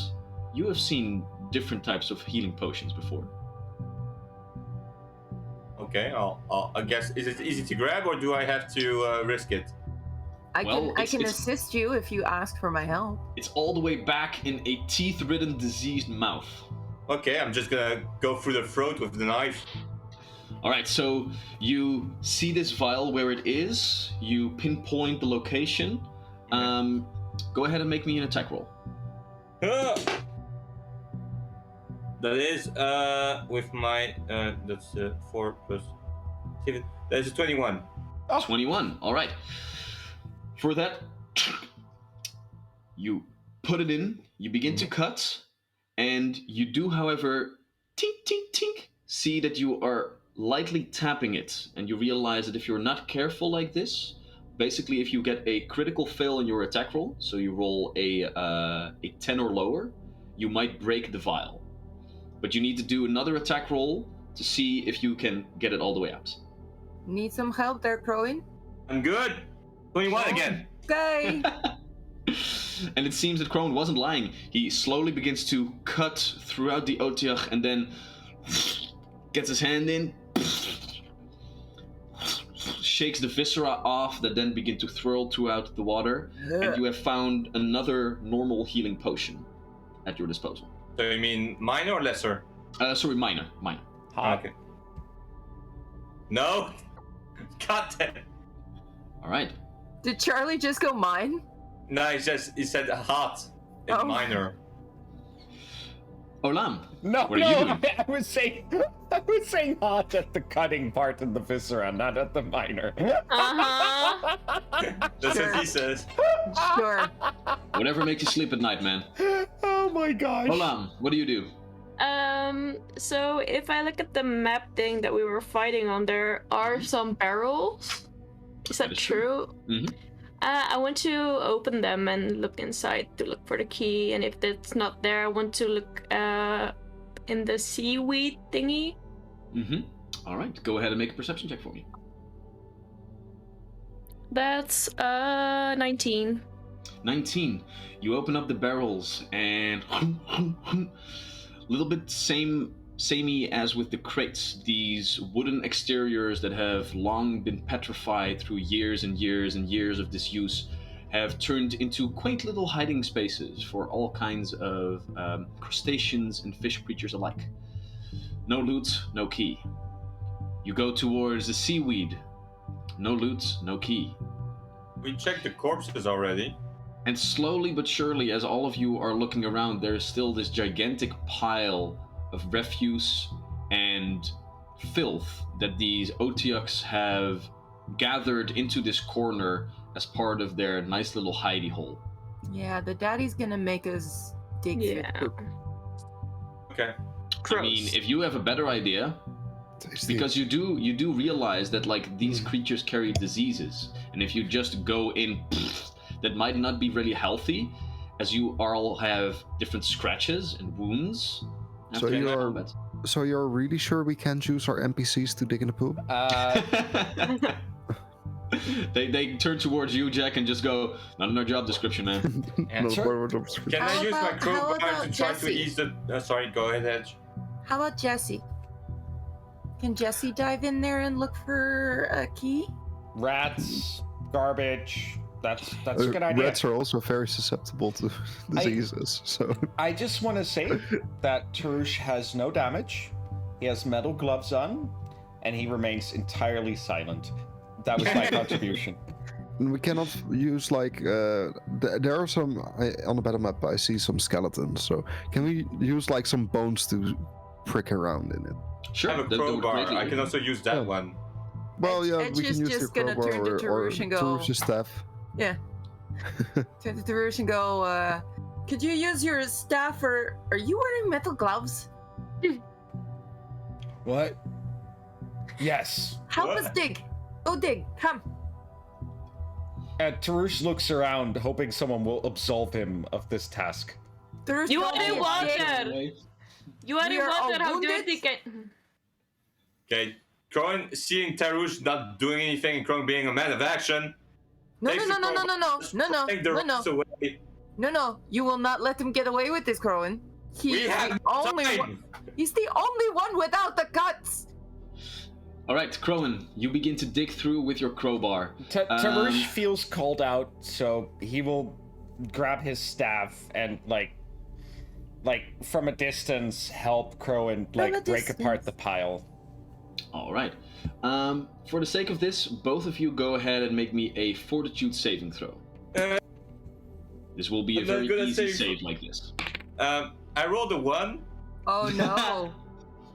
Do you have a Good. hero point? I You don't have have a a weapon left. I rolled it. I used it last time I rolled a 1. Ooh, I really? I didn't roll high either. Not a 1, but a 7. So 7 plus 6 is 13. Yeah, still high enough. Oh. This is basically you are like carefully like digging through garbage. You are not putting it on yourself or swallowing it. Drews, you are fine. This roll was actually just for like 5 or lower. You know, Yeah. like Yeah. if you really fuck up. Yeah. And it seems that Crowan indeed did fuck up. So fuck as up. you are digging through all of this, let's see here. All right. Nothing happens, and you begin to dig through all of this garbage, and eventually, with the two of you, you do find that underneath all of this, you find the gnawed-off bones of one last skeleton, with like the leather of the strap that it held the key with already gone and lost, but you find another key on this person, and with a crowbar, not touching anything else, you grab it and have it in your possession. Totally worth it. All right. Not gonna then- yes. And then, as we leave this place of rot and filth and the elemental plane of fire, we will go ahead and take a little break. And we will be back in 15 minutes to continue the, dungeon Nice. of the shepherd. That was awesome. I have to say, I'm particularly proud of me convincing a fire elemental to come into the water with us. Yeah, that was I helped. Big move. Olam helped. Olam helped. Yes, yes, It's a yes. big move. It's a great move. It's a Does great Olam move. feel guilty about it? Well, Come to the but dark side. I am Olam only still a did the little killing part. disappointed that you didn't say that I wasn't a pet. Although I didn't understand you, but I still know, you know. It's Tarush. He's a fucking dick. Of course he's gonna call you a pet. Dude, Yeah, I was lying my ass off. I was like, we have a firebomber to come with us. Like, I was saying anything he wanted to hear at that point. And all of you did not understand a word that Tarush said. So if you use that information, you're metagaming and you are a bad person.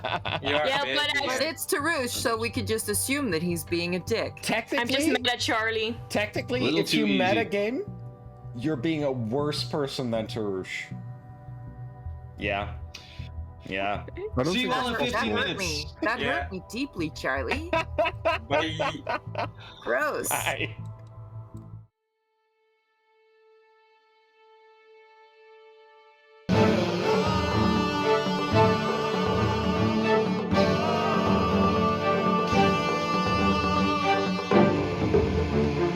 Hey. Hey. Hey. Hey. Hey. Hey. Hey. And we're back. And welcome to our lovely raiders from Pathfinding Adventure. Thank you so much for joining us. You are here at the most beautiful moment because right now we have finished our small break, which means we have a little bit of a recap to do. So, oh wait, you can already see the summary in stream. Thank you very much, Crystal. So you can read that at your own leisure. But what you need to know is that right now, our heroes have assaulted the lair of the shepherd.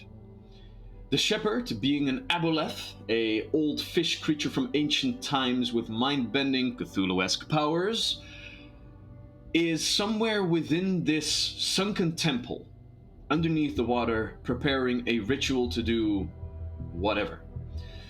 And you, vast heroes, are here together with a local squad of guards, known as the Silver Sentinels, to ascertain what the hell is going on and thwart the plans of this shepherd. To do so, you have found that this sunken temple that you find yourselves in has one last sort of main shrine-like chamber to it, which is bolted shut by 4 different keys that the high priests, or at least people of interest within this temple, were carrying with them in times long ago. You have already uncovered 2 different chambers, the quote-unquote living quarters of this small sect of priests, and the dining hall, in which you found 2 of the 4 keys required. Now, Oh, now I get the joke. Like, it's the dining hall, and there were these trash-eating monsters in there. Okay, yes. Wow. That took me a long time. I hope nobody else got that. it's okay, baby. It's okay. So now, as we can go to the battle map, where the whole dungeon is. I'm not sure if that will aid a lot, but we still have the hallway forward, where 2 doors, one on your left, one on your right, presumably leads to 2 chambers of perhaps similar layout, as they seem to be the same sort of doors that has brought you into the living quarters and the dining hall. And the main hallway that connects all of this and leads towards the back shrine room, so to speak, is completely filled with different murals of high-level spellcasters doing all kinds of weird, strange phenomena, as a serpentine green tail-like motif drags itself over the entirety of the ceiling and continues onward past the double doors with the 4 keyholes. So, as you leave the dining hall and are situating yourselves within this temple, pack members, what would you like to do? Yeah, I'm gonna just go in the middle of the 2 remaining chambers and look at the motives on the doors. All right. What do I see? Tarush, you had a spell active that made you able to read the different things. Yes. As Crowan, before you guys actually went into these side chambers, Crowan did, like, as the rogue that he is, did a sweep of the entirety of this corridor to make sure that everything was in the up and up, so to speak, already uncovering a couple of traps that the shepherd had laid out before all of you. I will say that during this time, you also made, like, a swoop through to read what these different chambers had. Yeah, but it lasts for an hour, so, you know, we have to. Yeah, but, like, with your time within the elemental plane of fire and, like, the time here, we would go to that realm that the hour is almost past. So to make it easier, we will just say that you did it in the beginning, and then we don't have to worry about it. You read to your right. Basically, from the old Draconic that you are translating this through your magics, it reads Resonance Chamber. Mm-hmm. And to your left, it reads, this would translate to something akin to,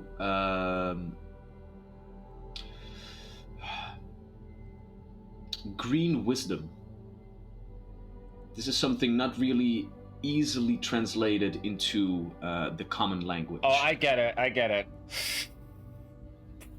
Yeah, Green Wisdom, I hear you. It's the smoking chamber. Believe me, there's no wisdom in that green. No, but, alright. So I say this to the group. I let everyone know. And, I look to the left, actually. Mm-hmm. Because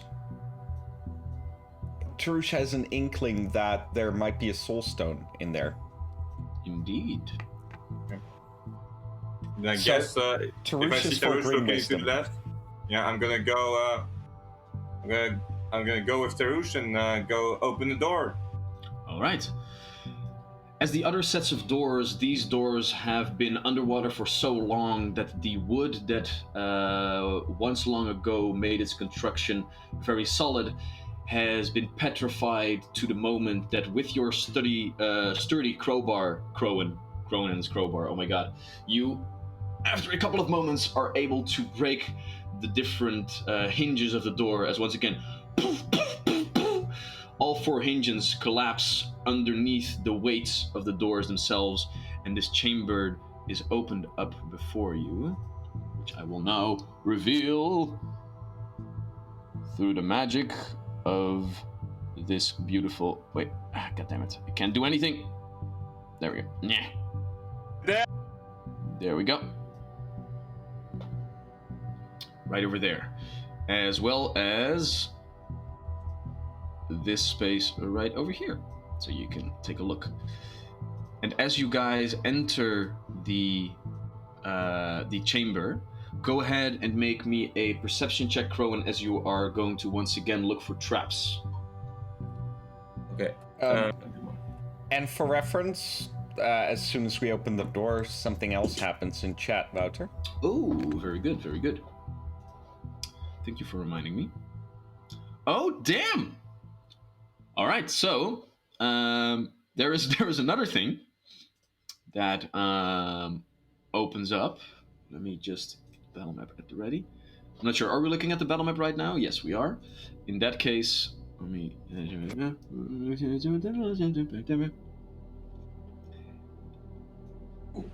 There we go. A chest falls from the ceiling. It seems, Crowan, that in breaking open the door. Here, wait. Let me make it a little bit more. There we go. That looks a little bit more like a chest. In your efforts to open the door, the hinges, they crack open. And you see one solitary crack, very cartoonesque Tom and Jerry style, just go over the wall to the ceiling, where it cracks into a square form, and from its hidey hole long ago, a loot box drops to the ground, bestowing the pack with much needed magical items and loot and coinage. Okay. So yay. Fuck yes. Yeah, I guess I'll just hop on over there and open it. No. You were gonna make a perception check for traps. Yep. Yeah, I rolled a 16. I'm good. Which is a very nice way of saying that you were indeed distracted by loot. As wouldn't we all? All right, so for the sake of this, as we take a small little break of this encounter-ridden dungeon and go towards the actual loot, I need, let's see, we are level 4 momentarily, so I need 4 of you to roll me a d4 to realize how many gold pieces you are finding in this chest. I'm gonna roll 1. 3. I'll roll 1 as well. 1. 4 3. makes 7, and the last one, I roll enough. Jack. Come on, Maxime, work for a living. Roll a freaking die. It's a thing to say, Charlie. No, I mean I roll the die when we get wild magic surges. I feel like why is everything that Charlie says bad? Because he's being so sassy and a dick. I've rolled enough. No, I just meant like I roll enough. Yeah. Like, I No roll all the gold for time, you. you know? A 15. Charlie can't do anything right in the No, eyes a of D4.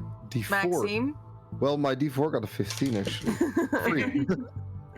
3. Yeah. All right, so that makes a total of 10 gold pieces of worth that you find within this beautiful place.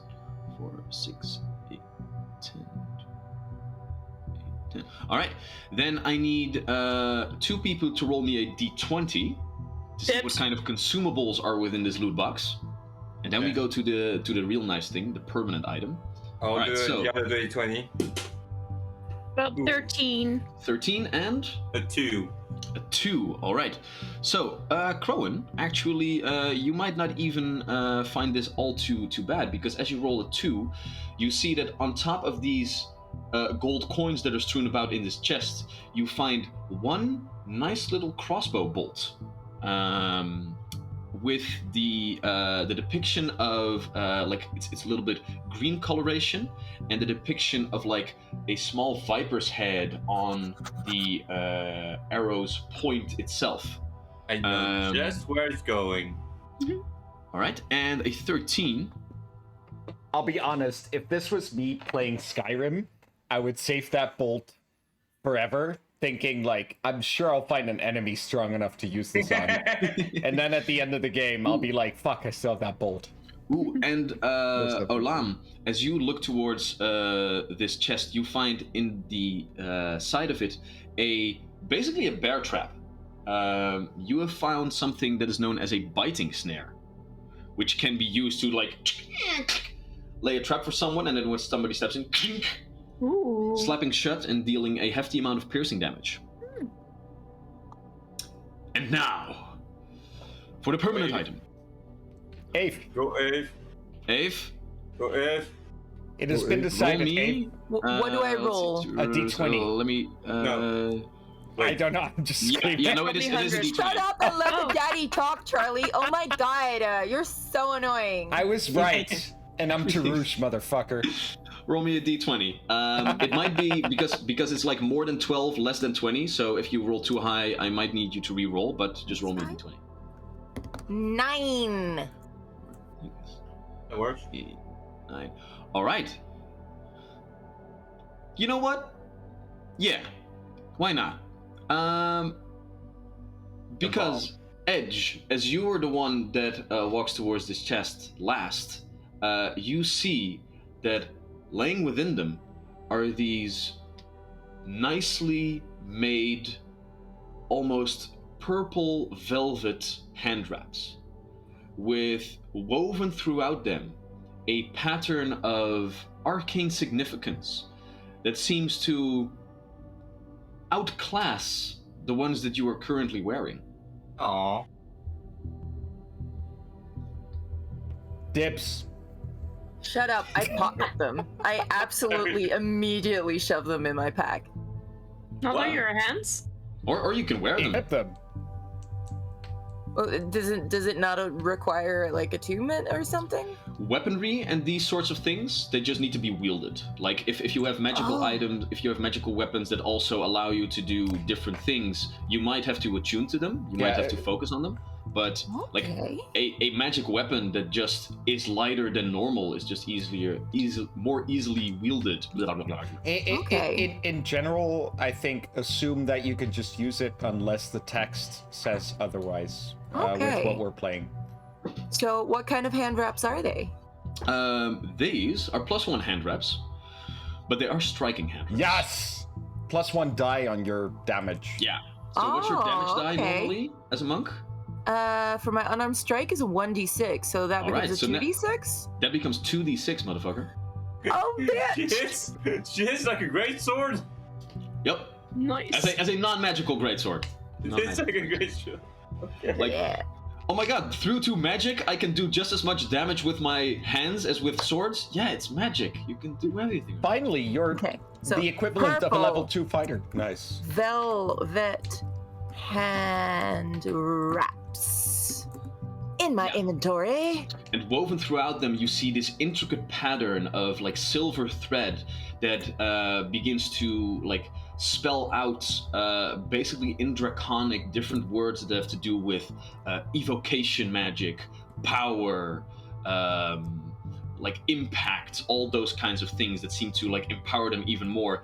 And as you begin to wrap them, and eventually all those silver letters for a moment just glow up momentarily as they Love it. are So, loaded up for their master. Wouter or Ave, aside from the silver embroidery, what color are these gloves? They're Like purple velvet hand wraps. A purple velvet with Yeah. silver inscriptions. Nice. Yeah. I like it. All right, and with that, as if depicting some sort of fourth wall breaking apparatus that is not of this world, the chest poofs up into nothingness and bubbles Okay, up but- to the but- ceiling. Hold on. Promise for the floor. I'm confused. Did we just get the hand wraps? What else did we get? So you got the hand wraps, Yeah? you got a biting snare, Yeah? and a viper bolt. Sorry about the No traffic worries. in the background. Okay. Cool. And what was the last? A what? A viper bolt. A But viper like bolt. while these hand traps are easily identified by just like, oh man, I can punch really hard like this. Yeah. And the biting snare is just a normal apparatus. Like you can use it. It's not that hard to see. Like, oh, this is where like the thing goes, and then it snaps shut. The viper arrow is just like a bolt in the form of a viper. You're not really sure what We're it gonna does have yet. to fair. Okay. Yeah. Try it out or Yeah. identify. No, Okay. shoot it at the Abolair. I No agree, questions yeah. asked. Well, And 10 Nice. gold for the party fund, I think. Yeah. Yep. so Jack, Laura, can thank you note so that much one? for the beautiful loot chest Thank that has been you. bestowed upon the party. I am very sure that it will come in handy. I am incredibly happy with my hand wraps and I can't wait to try them. Handy. Nice. Hey, It just will come basically in the handy. DPS now. I was always I mean, the it seems DPS fitting. bitch. Like Edge not being really able to hit well underwater, but when they hit, They gon' hurt. They gon' hurt, hurt. bitch. They gon' hurt. right. So, with that being said, you still have this room of green wisdom, so to speak, strewn out before you. And Crowan, You take a good look, and you don't really see anything that could be like ascertained as a trap or something like that. Are these what dragon heads? Yes, what you do see, however, is that to your right you see what remains of a overgrown library. Different bookshelves with the remnants of books. What would happen if a book of leather-bound beauty would be left underwater for many years? There is not much left. And what is left as you take a look at it is unreadable at best. However, you also see indeed that on your left there is what seems to be a very old and ancient, like alchemical station. You see crates with different vials with different fluids still within them, the cork still holding after all this time. And it is crested by 2 large adult green dragon heads. These heads with 1 large horn at the front, rows of razor-sharp teeth, the scales still glistening right here, although a little bit matted by like the dust and grime that has set upon them throughout the years. But still, like, taxidermied quite well. I don't suppose they fit in my left hand. A dragon head? No, afraid not. Not adult dragon heads. You would have to have whelp heads for that, but these are too large. Would Edge know how much dragon scales and dragon teeth go for on the black market or the white market? Go ahead and make me a nature check. Or, like, go ahead and make me a lore underworld check. I was hoping for Yeah. that. Thank you. Mm-hmm. Let me see what my modifier is on that. Scroll, bitch! +6.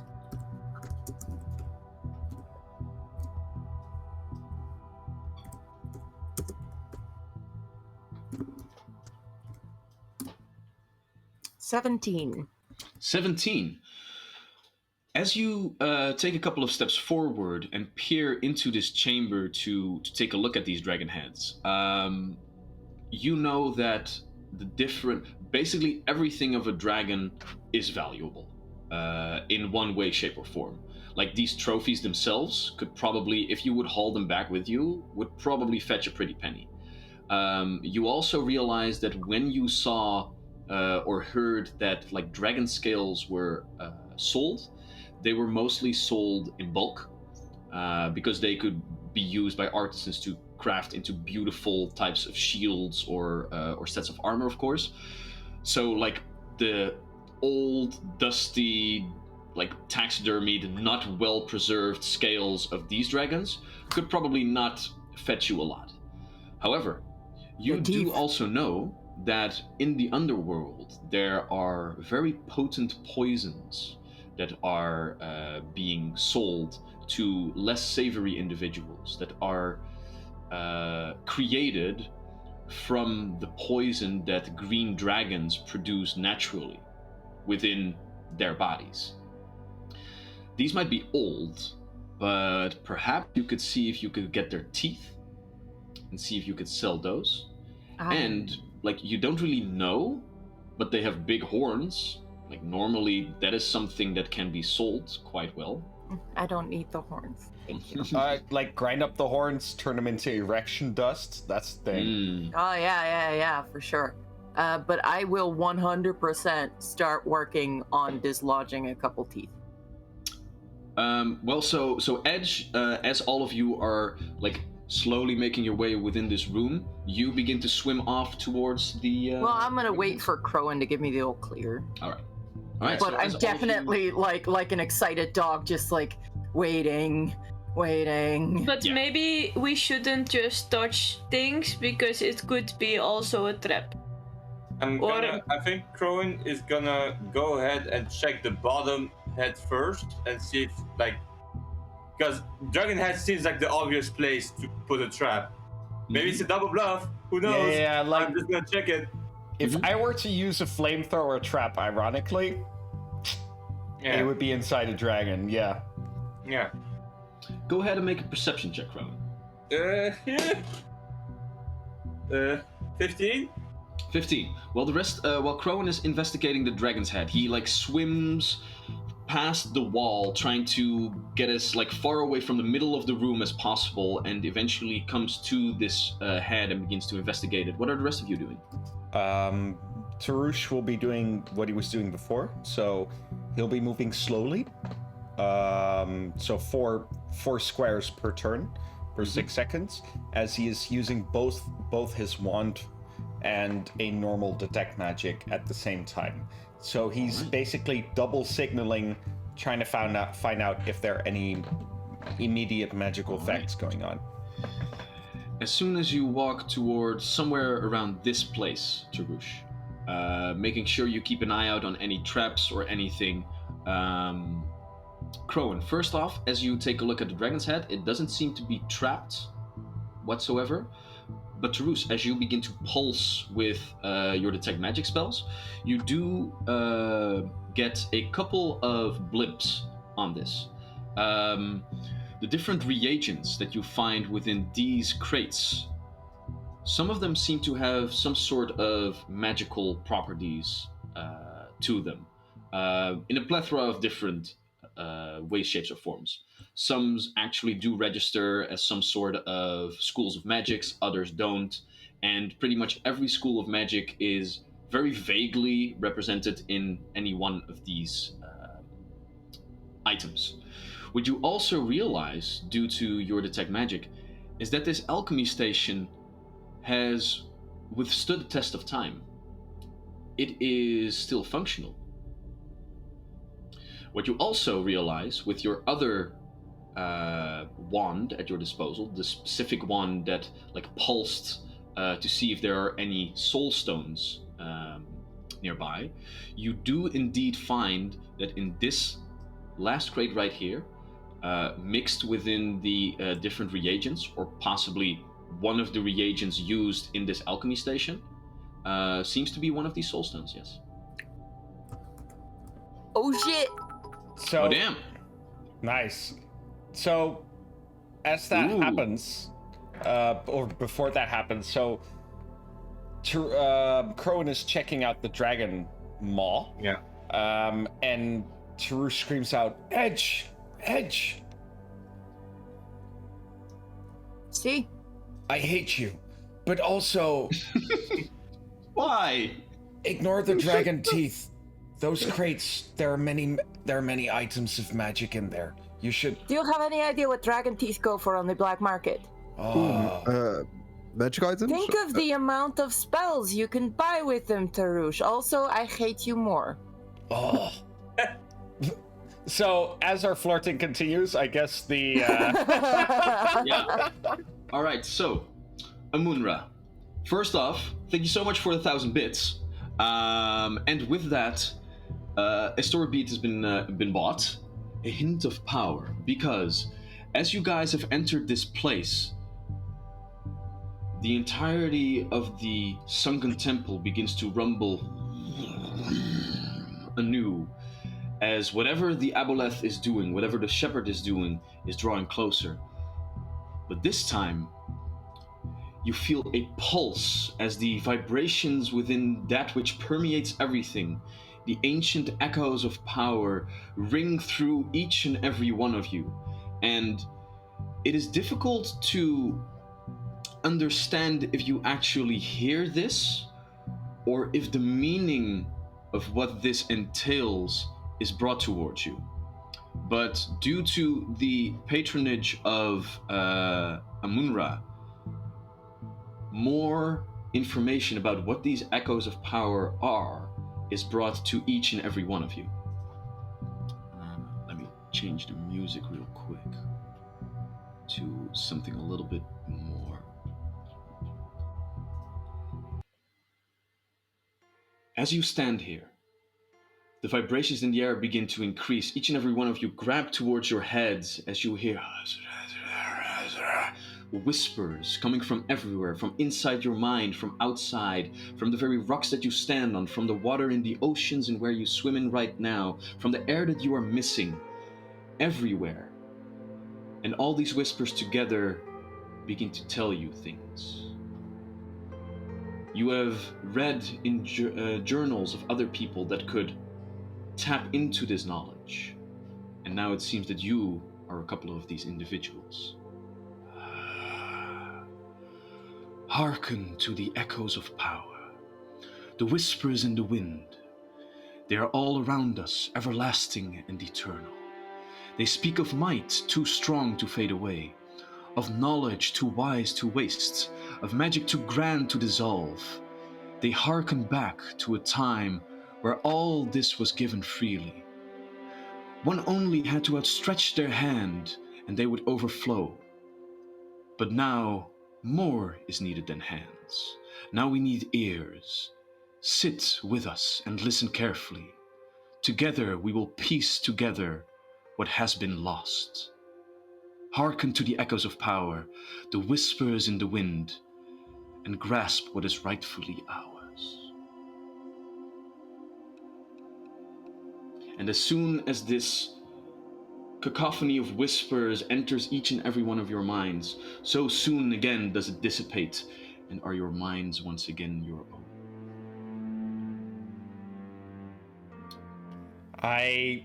Number one, I'm glad these sessions are being recorded, so I can write this out, read it back, and find out what the riddle here is. I will get the text to all of you as well. Oh, no, Thank you. don't. Make me go through the effort, Dungeon Daddy. Okay, you ignore the text. Transcribe it and see if Wouter read it wrong. Yeah. And number two, so Tarush looks around questioningly at everyone else. Did you? Yes. Yes. Yes, most definitely. I wouldn't listen to that, Tarush. Power is always a very tempted promise that's never leads well. I disagree, but I feel like it connects to the temple that we're in. We're in a place where the first generation of magicians, sorcerers, wizards was raised. And look how they ended. Who knows? They were the first to create something like this. A building of symmetry, stone, and power was not thought of before. Don't And then, get tempted, Tarush. I feel like a hypocrite, but okay. I'm like, don't get too tempted, Tarush. You think back to this word that was written all across these different murals that you saw, Tarush. yeah, Provenance. yeah.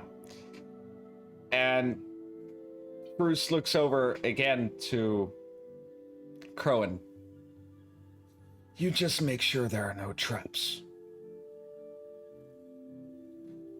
I will, like I've promised before, not do anything stupid before discussing it.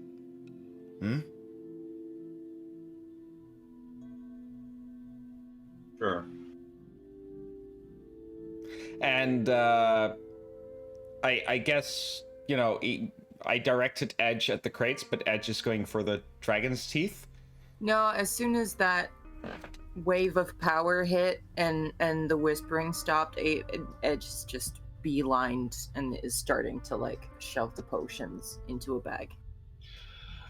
Edge, you come towards this alchemical station. Go ahead and make a perception check for me. Shit. I found darts.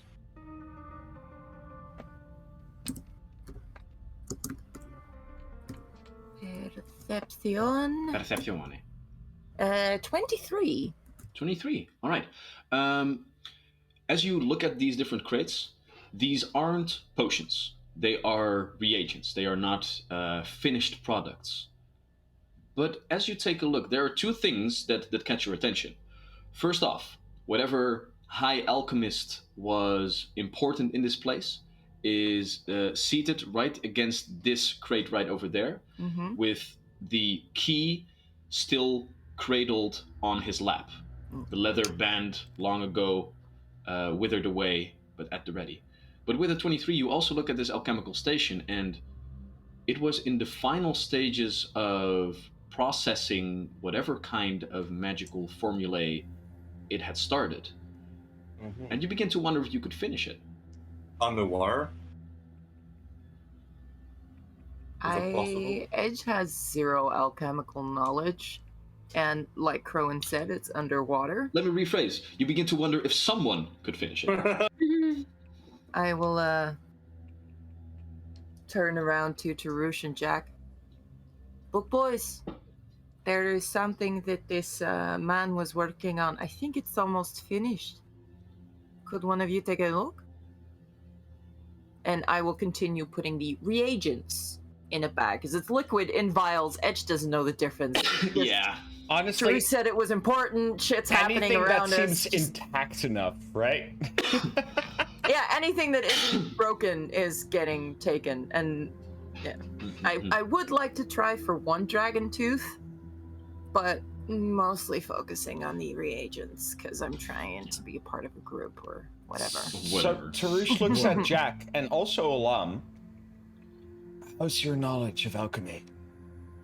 No.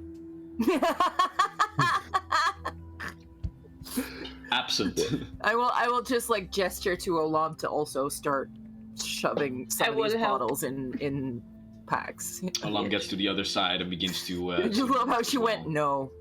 Just not even, I'm not good. What is alchemy? Just no. That's a big word. Only a very little make like spring and fertilizers and such, but That's a disappointment. I always figured the hedge wizard schools would be all about that witchcraft, potions and poisons. Tarush, Jack, as our 2 wizards walk towards this alchemical station, both of you go ahead and make me a perception check. ooh, that's a 24 for me. 24. Jack beats me. 17. 17? Okay, but still high enough. Both of you, as you walk towards this place, begin to realize that while this is an alchemical station, this is not really a place where alchemical things are created. Like, in this world, you have 2 different types of things that do stuff when you jug it down your gullet. Alchemical or magical. This is of the magical kind. Or, okay, sorry, continue.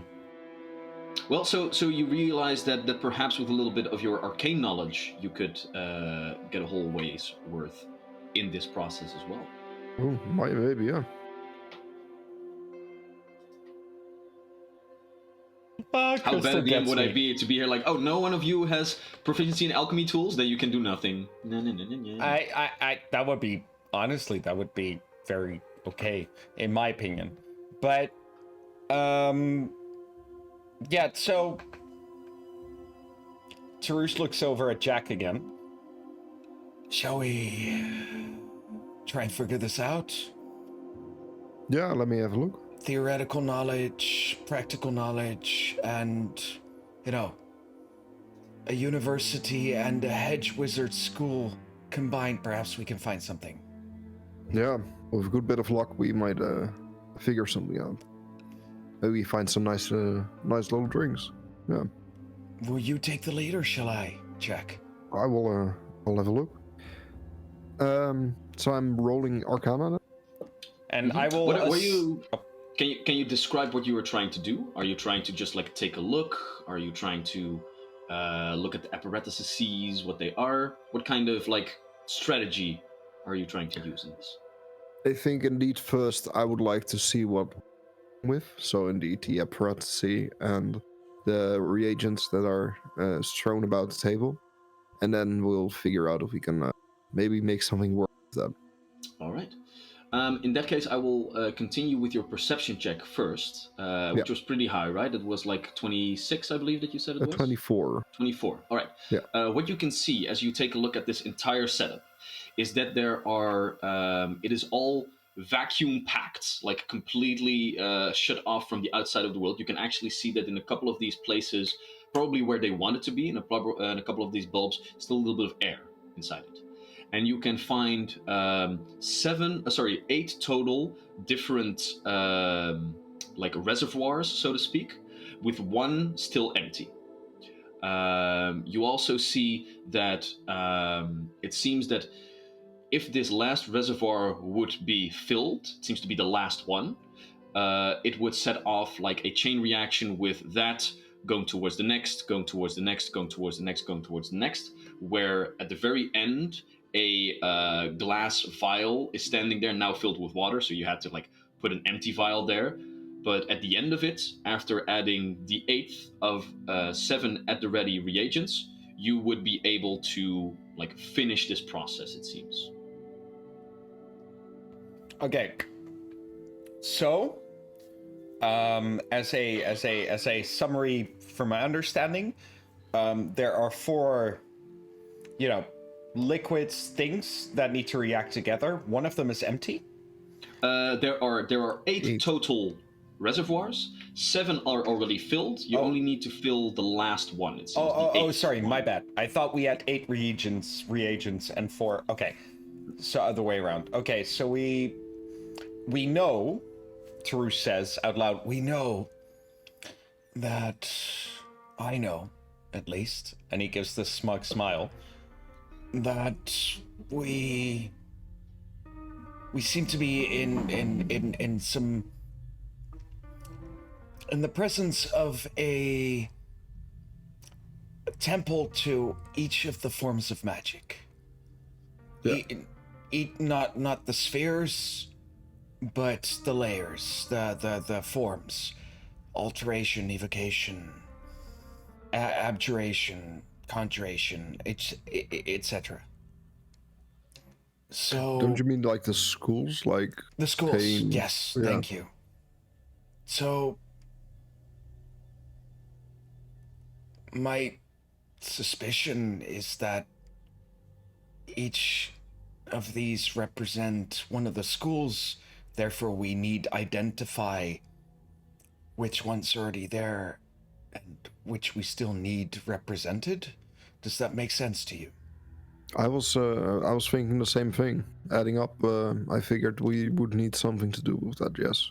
And Cohen is slowly backing up from this whole thing. Not trusting it one bit. Detect magic stays up for it's sustained, right? Tarush? Yeah.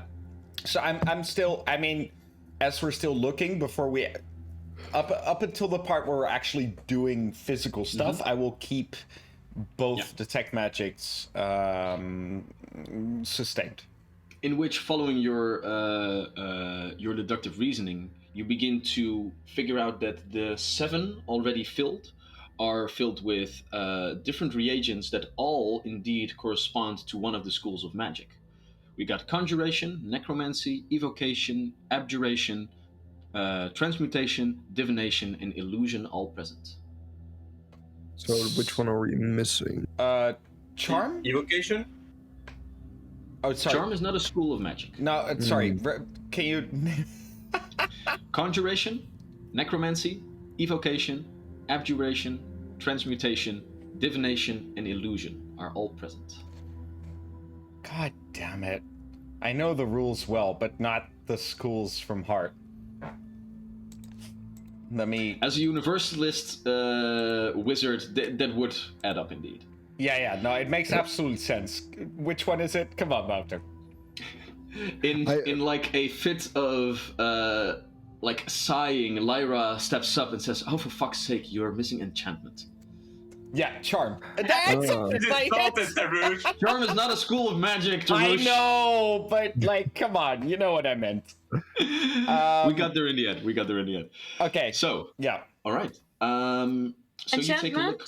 So you take a look, and you find that with your detect magic, there are 2 different reagents that correspond to the enchantment, like blimp of school that they light up to with your detect magic. That was almost a sentence.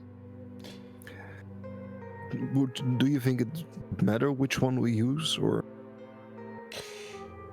So we wish to distill it to a fluid. Yes. Yeah. Both of the reagents that you find are already in vials. Fluid. They're already in fluid form. Yes, they do have different colorations. One of them is a very viscous pink-like substance, almost like a pink slime.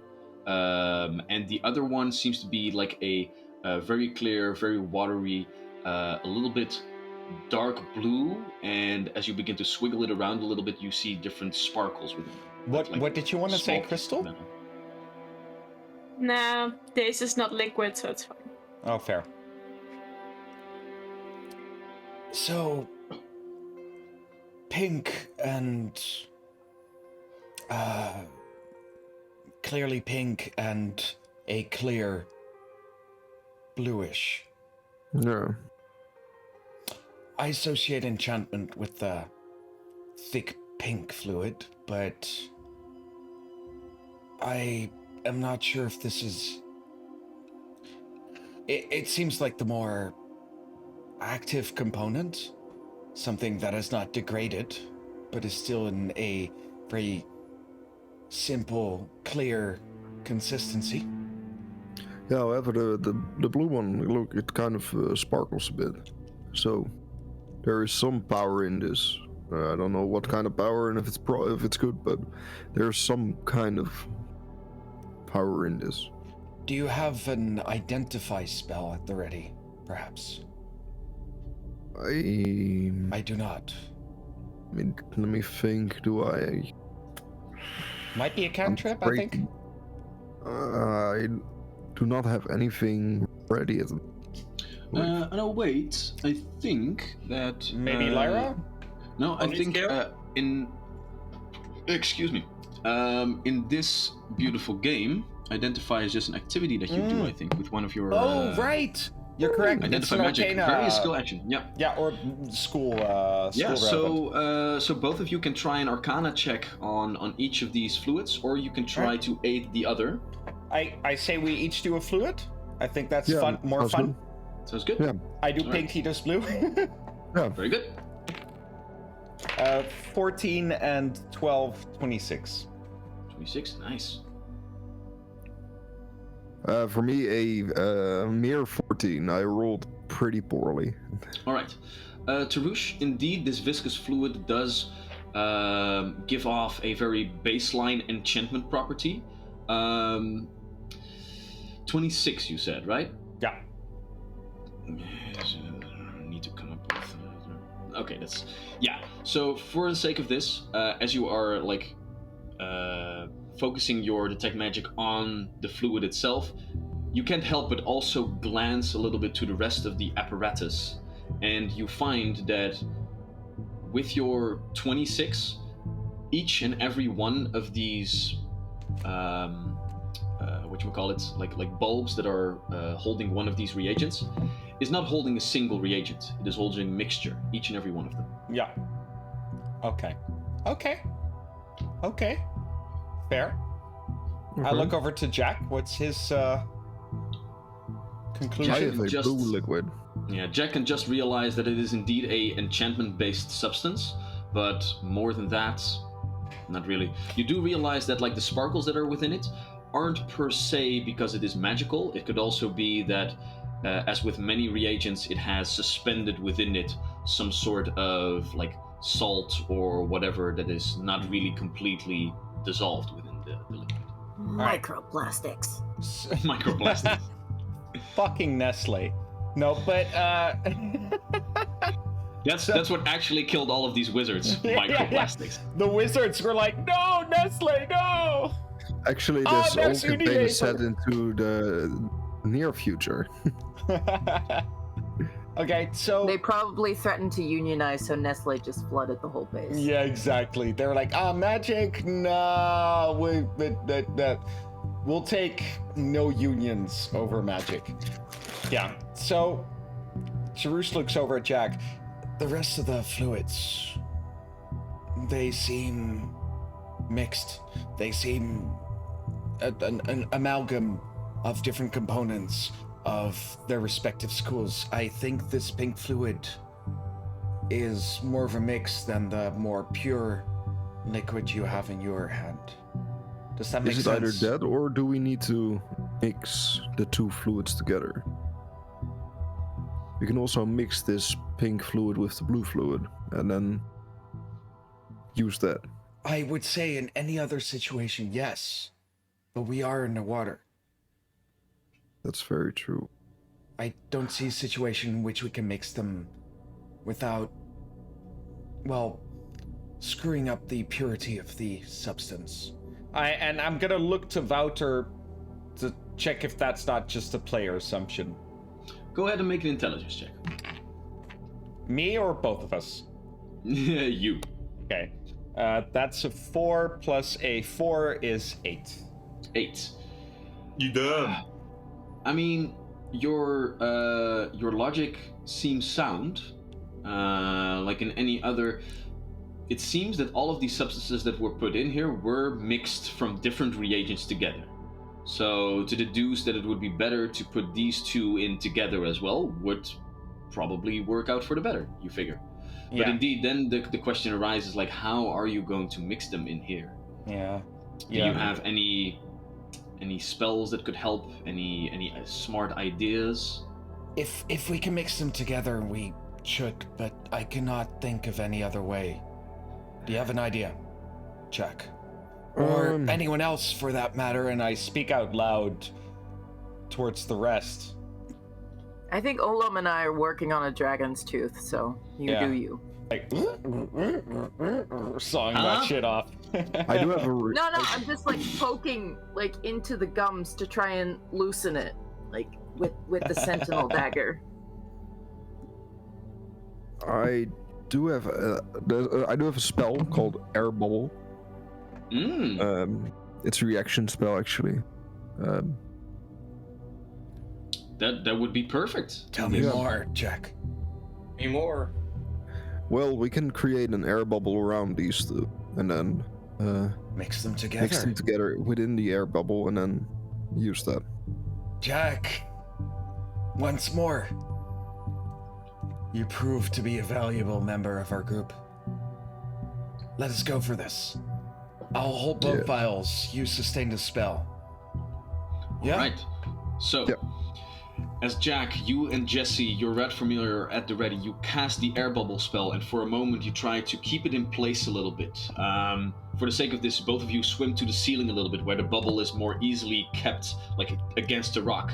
And here, Tarush, you quickly get both vials, clink, and pull one cork out, pour one by the other, and there, quickly close it again. And here you can see then yellow... then I start the little shaking process. You know, it's like shake, upside down, shake, tap, tap, tap.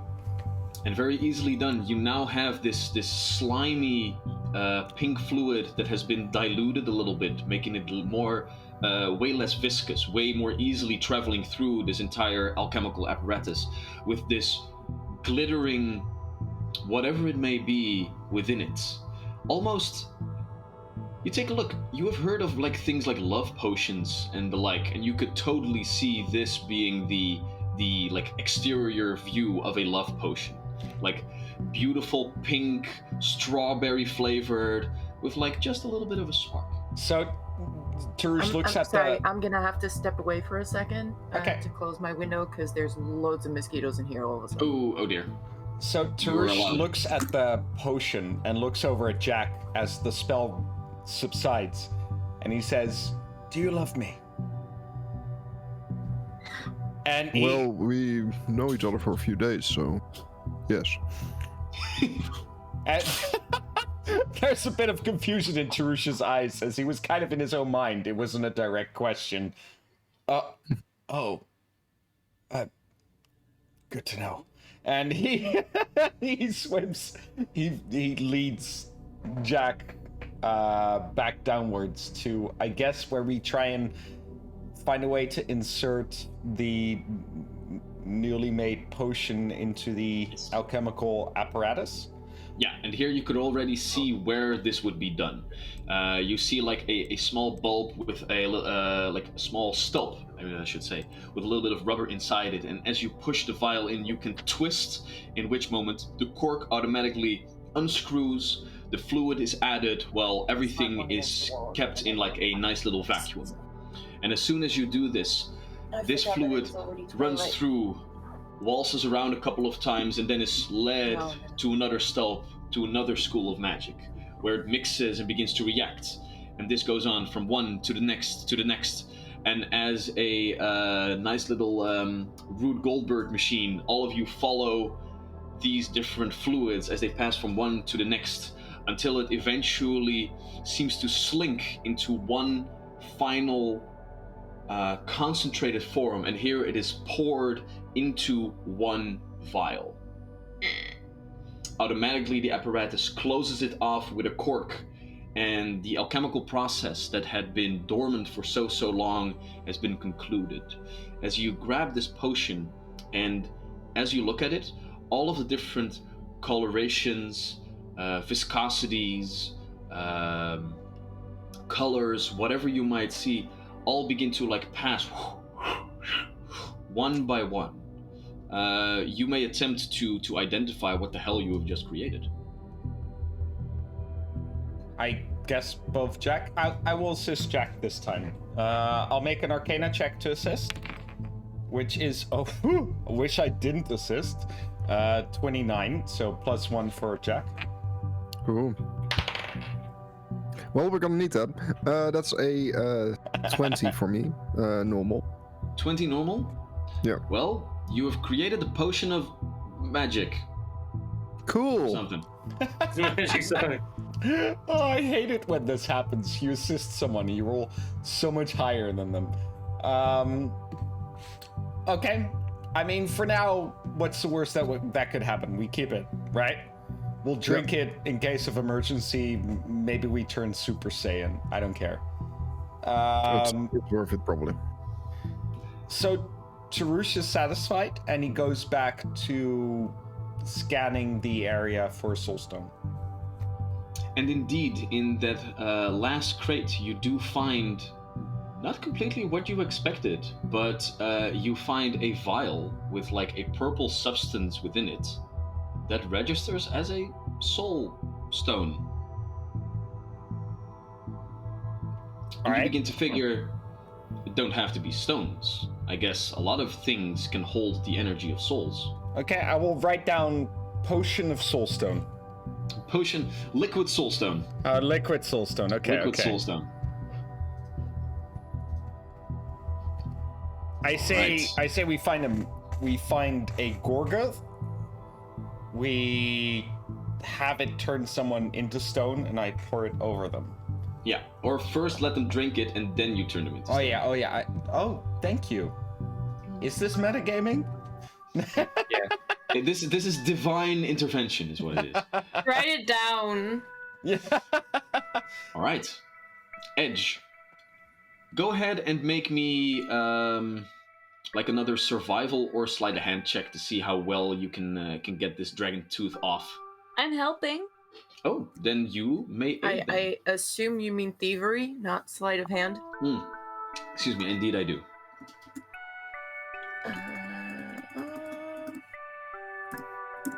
I got a thievery for me as well, or can I choose something else? You can also choose survival if you'd like. Oh, that's better. Then it's an 18. 18? Not enough to give a +1 though, but you're helping. Yay. 19. 19? Alright. Yeah. Easily done. You take a look. Did you want to basically get all the dental work out of this? This dragon, no, or? just basically as much as I can while they're working. If it's just Gotcha. one big canine, that's cool too. But Oh, you got a nice handful. I will say that you have. Let me roll some d12s. Those don't get enough love. Yeah. Ooh. You get a total of 19 of these large green adult dragon teeth out. They're old and a little bit discolored, but still. hey, it's a fucking mature green dragon, bitch. Oh yeah. Oh man, it's another one of those weird tiefling traits where their eyes seem to turn into these weird dollar signs. It's so weird. Yeah. All right. Hey, With that those being dollar that- signs are gonna buy you spells, bitch. With that being that, Sure. your pulse of detect magic doesn't find anything else of value as Edge and Olam have looted all of the reagents from this place and put them into your bags. as whatever this shit might be, should catch a pretty penny. Like, if things are magical and they're in, like, long-forgotten temples, yeah, somebody's gonna pay something for it. So what's next? I guess the next room. Very well. Yeah. As I will just scoop you up and put you all the way over there with the other room. The room. All right. Crowan, as you work your magic once again, the last room of this place is revealed to you. I think it's funny that you say work your magic. Well, Yeah. it's the least magical thing that Yeah, you do as a indeed. party. And I cast Stab in Your Face. yeah. The only one who As- can't use magic. Damn. As the door opens by use of your crowbar, or you cast crowbar, and you see that laying out in front of you is a large ritualistic chamber. You find 3 separate, almost altars. At each and every one of them, you find a skeletal body strewn next to it. And on top of each of these altars, you find very familiar, nicely cut, polished, processed crystals. Crystals that you know are used to resonate with certain types of power.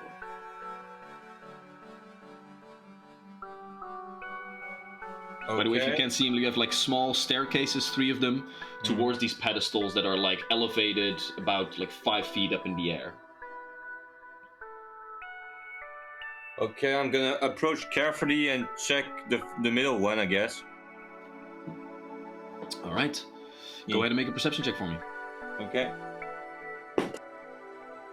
That is 21. 21.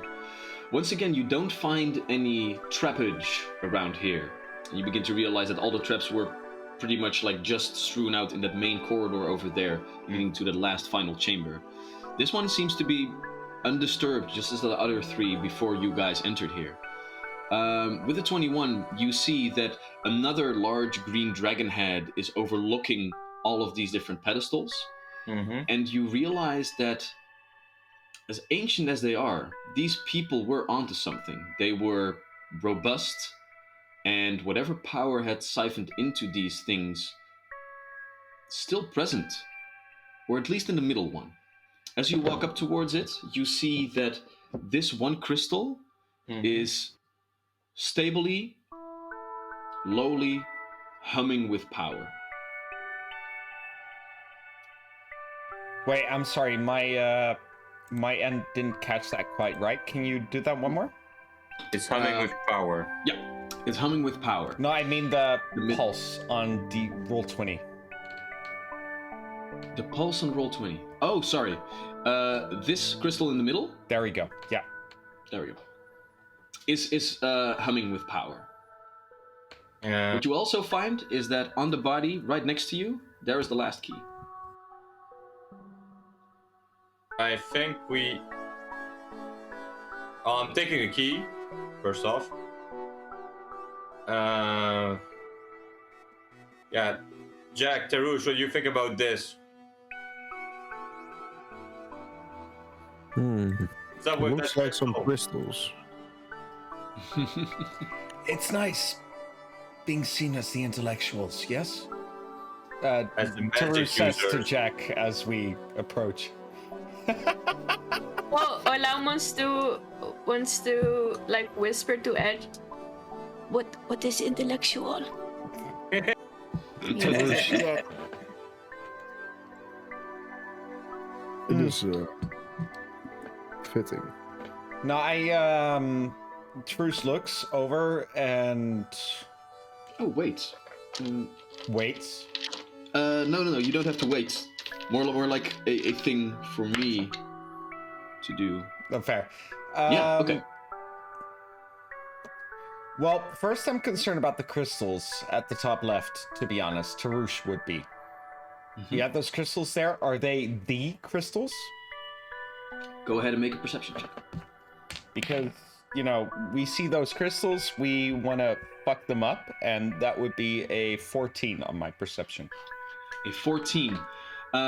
They seem to be indeed the same crystal protrusions that are associated with this crystal plague. Outcroppings of these seem to sprout up wherever these sorts of magics are causing problems. But these seem to be very rough, almost as if power might be leaking out here. Okay. And you saw them, for example, at the beginning of this dungeon as well, a little bit more to the downwards area. So while you do realize that these are indeed the same crystals, they seem to be a byproduct Okay. of whatever is happening. I wouldn't blow them up since the structure here is not that stable, so I wouldn't. Yeah, that's... No explosions. Truce nods. Very well. No explosions so far. Jack, a riddle. Well, riddle me this. Let's crunch that beautiful orcan mind of yours. 3 altars, a crystal upon one of them, upon each of them. A dragon's head pointing at the center. What should we do? That just sounds like symmetry, to be honest. At this moment, your scum friend Buddy swims up. For you, have elevated him and his mind to a crystal priest. Yeah. And with his staff of wood that holds like a piece of crystal that he himself created and summoned as its focus, he swims upward and he actually begins to like point and gurgle and seems to be very excited by all of this.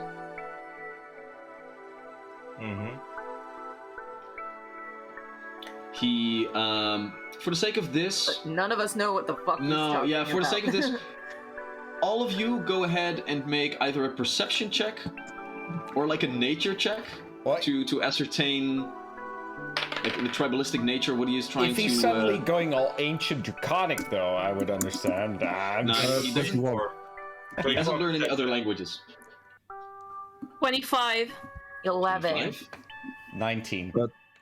21. Crowan? 24. 24. Nice. Edge? 11. 11. Oh. All right. Both Crowan and Olam, as Buddy is swimming, Crowan, perhaps you even a little bit more so because you were at the right vantage point. He is pointing to Olam, Tarush, and Jack, and then pointing to each one of those crystals. Oh, you gotta hit him with magic. Okay, I relay that information to the crew. And if you want to do it quick, but we have the keys. I love it. Olam, Jack, let us take a risk and let us trust Buddy, who has thus far proven a worthwhile ally, no? And if it turns out he has betrayed us, I'm sure Crowan will avenge us. I think we can trust Buddy with this. I think we can all handle Buddy, but okay. Good. But do we use a specific thing, the spell? I don't know. There's a crystal on the altar. Oh wait, sorry, in character. Let's. I do not know. There's a crystal on the altar. Let us stand upon the center and touch it. See what happens, and we will move from there. I will touch it, but I will touch it with chill touch. Of course. So Tarush moves up. I've been having a thought. 4 keys. A door. And he stands next to the crystal. Boom! As his armor, weighs upon the floor. Next to which crystal do you want to stand? I know. I like the one you just placed it. So let's say I take the north one. Yeah, Crowan could ascertain that the middle one seems to already be, filled, activated, whatever it might be. It is humming with power already. So maybe Olam takes the one that just requires power, and Jack and Tarush take the other ones that might require some kind of trick to it as well. Like, we know That's Olam has true. the power, but arcane can do knowledge... tricks. Arcane knowledge is not Olam's forte. I can Right? do tricks. If you want to switch, though. No, it's fine. So, as Alright. Tarush moves up, I've been thinking, 4 keys, right? Beautiful thought. 4 keys, a door unlocks. It'll bring us to the Abolair. But is it the only way? It has been fighting for so long to gain entrance into people's minds, but what if it simply requires an exit from its current cage? What are Just you a saying? thought. Still, I look forward to killing it. Yeah, less riddles, more things that we might actually understand, Tarush. Oh, in simple terms, what if it's locked in there and we free it? It's already free to do what it wants, so we might as well just finish it. No. It's free to do what its mind wants. But it might be stuck in there physically. But we will kill, so it's fine. And I touched the crystal. And its Blah, its blah, mind blah, is blah. the strong. Its mind is the strongest. It's gonna be big, I believe, but its power is in its mind. So I think we'll be fine. And I touched the crystal as well. As you guys touch the crystal, Tarush hasn't touched anything yet, except for did. his own ego. as the two of you touch the crystal, nothing immediately happens. Alright. Tarush, I use chill touch. Do you want to use chill touch? Yeah. That's what she said, yeah. All right. Yeah, maybe. Yeah. As you cast your chill touch spell and grab the crystal, go ahead and make a perception check for me. Oh no.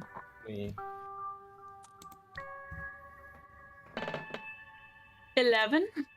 11. You have no idea what's happening. But Cool. it doesn't begin to hum with power like the middle one or do something else. Seems to remain dormant. Olam is at the middle one. Yeah. Oh, sorry. In that case, it continues to hum with the same power without doing anything. It remains humming. Okay. Tarush casts the shield spell. All right. And Go ahead then- and make a perception check for me. Okay. 18, 26. 26. As you cast your shield spell, the crystal does seem to react, but something is blocking it. Almost as if you were Oh. trying to like fit a square pin in a round hole or something. Tarush speaks up. Jeez. It requires a spell of a certain school, Jack. What we just talked about. Just like the liquid. Let Another us quick look. let us cycle. Find out which one it fits, yeah? I cast. Are you seriously gonna dump all of your spells into a crystal before No, we're about like, to we have- fight this big bad? we have- Cantrips. We have cantrips of certain Okay. schools. Okay. So I'm gonna cast Tanglefoot, which is, I think, a conjuration spell. Yes. And as you conjure up different magic, go ahead and make a perception check. Oh, that's a 16. 16. You cast Tanglefoot, and you have a nice Tanglefoot bag in your hand, and you toss it away because you don't really have a target. But we do have 3 keys now, right? 4. 4? Yeah. Yeah, but we have all the keys we need to open the door. Yeah, I'm 95% sure the keys are unrelated to this. It's more like we need to find the right school of spell to use on the crystal to activate it. So we've tried the shield spell, which is You have 2 more minutes, then I'm opening the door. Okay, I What? cycle. No. So we had a abjuration one. Wait, first I Uh, just detect fucking magic. See what the crystal gives off on my end. Oh, that's also good. Yeah. You swim towards the middle one No, I'm still. for a moment, Okay. Yeah, and okay. you. Well, no wait. You can grasp it from here. Like your crystal doesn't hold any magic as of right now. Okay. The crystal in the middle doesn't hold a specific school of magic. Just all magic. Just magic. Like, the detect magic spell tries to detect the school of magic if it can. It can't. The magic that is in the middle doesn't have a school. All right, so I use prestidigitation, and I just create this small spark of magic, whatever I can combine into one little spark, and I try and focus it into the crystal. Go ahead and make another perception check. Not as high. 12 total. 12 total. Still doesn't fit. Is the rest is the like the best description I can give of what is happening? But what is it searching for? What do these crystals need? Maybe, Sound. or maybe bodies magic. What did you say, Olam? Sound. It was always reacting to like a high pitched sound, right? It was always reacting to a high pitched sound. See. That is so the edge thing, I'm sorry. In Give that me case, one more minute and I'm opening the door. No, you are not! in that case, I hold up my staff and I use prestidigitation to like make a little sonic sound against it. Dong! Like a high-pitched sound against the metal of my staff. See if anything happens in closeness to the crystal. And as you do that, you do feel the crystal reverberate for a moment. It tries to absorb the sonic attributes of whatever you are casting, but the prestidigitation spell does not hold the sonic Perfect. trait per se, I think. Can I try to use message and scream? No. Does message have like the sonic trait? No, I have not an sure. idea. it's not. I have a. Auditory? Auditory is not sonic. Like sonic, Yeah. what is happening is basically you guys are now creating different things with the auditory traits, Yeah. and the Yeah. crystals are trying to get that. But sonic is like so much noise that it could deal damage. I And have- it seems that is what it is looking for. I have the spell for this though. I don't I like. have concordant choir as well, so Oh, I can perfect. do it. That's on. What's a target situation on that? Target varies range 30 feet. 30 feet. Yeah. Okay, so you can target one thing. I'm asking. think- I'm not sure. Like, what does it say? Um, What does it target? Wait. The range is 30 feet. Yeah, I think it's a line. Yeah, but like, what? I was like, okay, so you unleash a dangerous consonance sound. Wait. Can currently It take off targets ranged area and other parameters. If I use it at 3. Yeah, each of all creatures in a 30-foot emanation. 30-foot emanation. Okay, Mm. that's gonna be Gotcha. one of the crystals. So you use one. You go for one of the. You Well, go for one of the They're crystals. 30 feet apart. All of them are in a 30-feet range. If Are Olam they? is in the middle, Yeah. a 30 feet emanation means 30 Oh. feet to all different sizes. That's a diameter of 60 feet. Where Olam is standing right here. Perfect. All right, so Olam. So I use that. Okay. Perfect. So, as you begin to cast this spell, it pulses outward. The middle crystal, already saturated by sonic energies. I'm gonna take a few Oh my steps God. back and take Buddy with me because we're also within the 30 feet. So I'm just gonna like move us. back a Buddy little is bit. very excited to see this happen. And the sonic energy emanates from you, Olam, and eventually, before the spell can actually do what it is meant to do, on both sides it envelops the crystals, and there it is. As both other crystals now also begin to reverberate, at which moment you see the eyes of the dragon head light up for a moment with the same cyan glow, at which moment each crystal simultaneously all burst, and each and every one of you feel this reverberation enter your very being. You look at your hand for a moment, which shakes, and then it finds purchase within yourself. You feel yourself empowered in all your magical practices. You get a +1 great. to your spellcasting to hits and DC. Fuck yeah, What Crystal. the Nice. shit? That's That's amazing. +1. Just a Wait. +1. Wait, can I, Wouter, make a suggestion? Maxime won't be with us next week, right?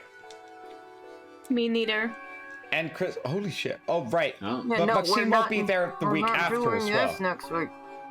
Yeah, so maybe Maxime's character, Jack, is knocked out by this.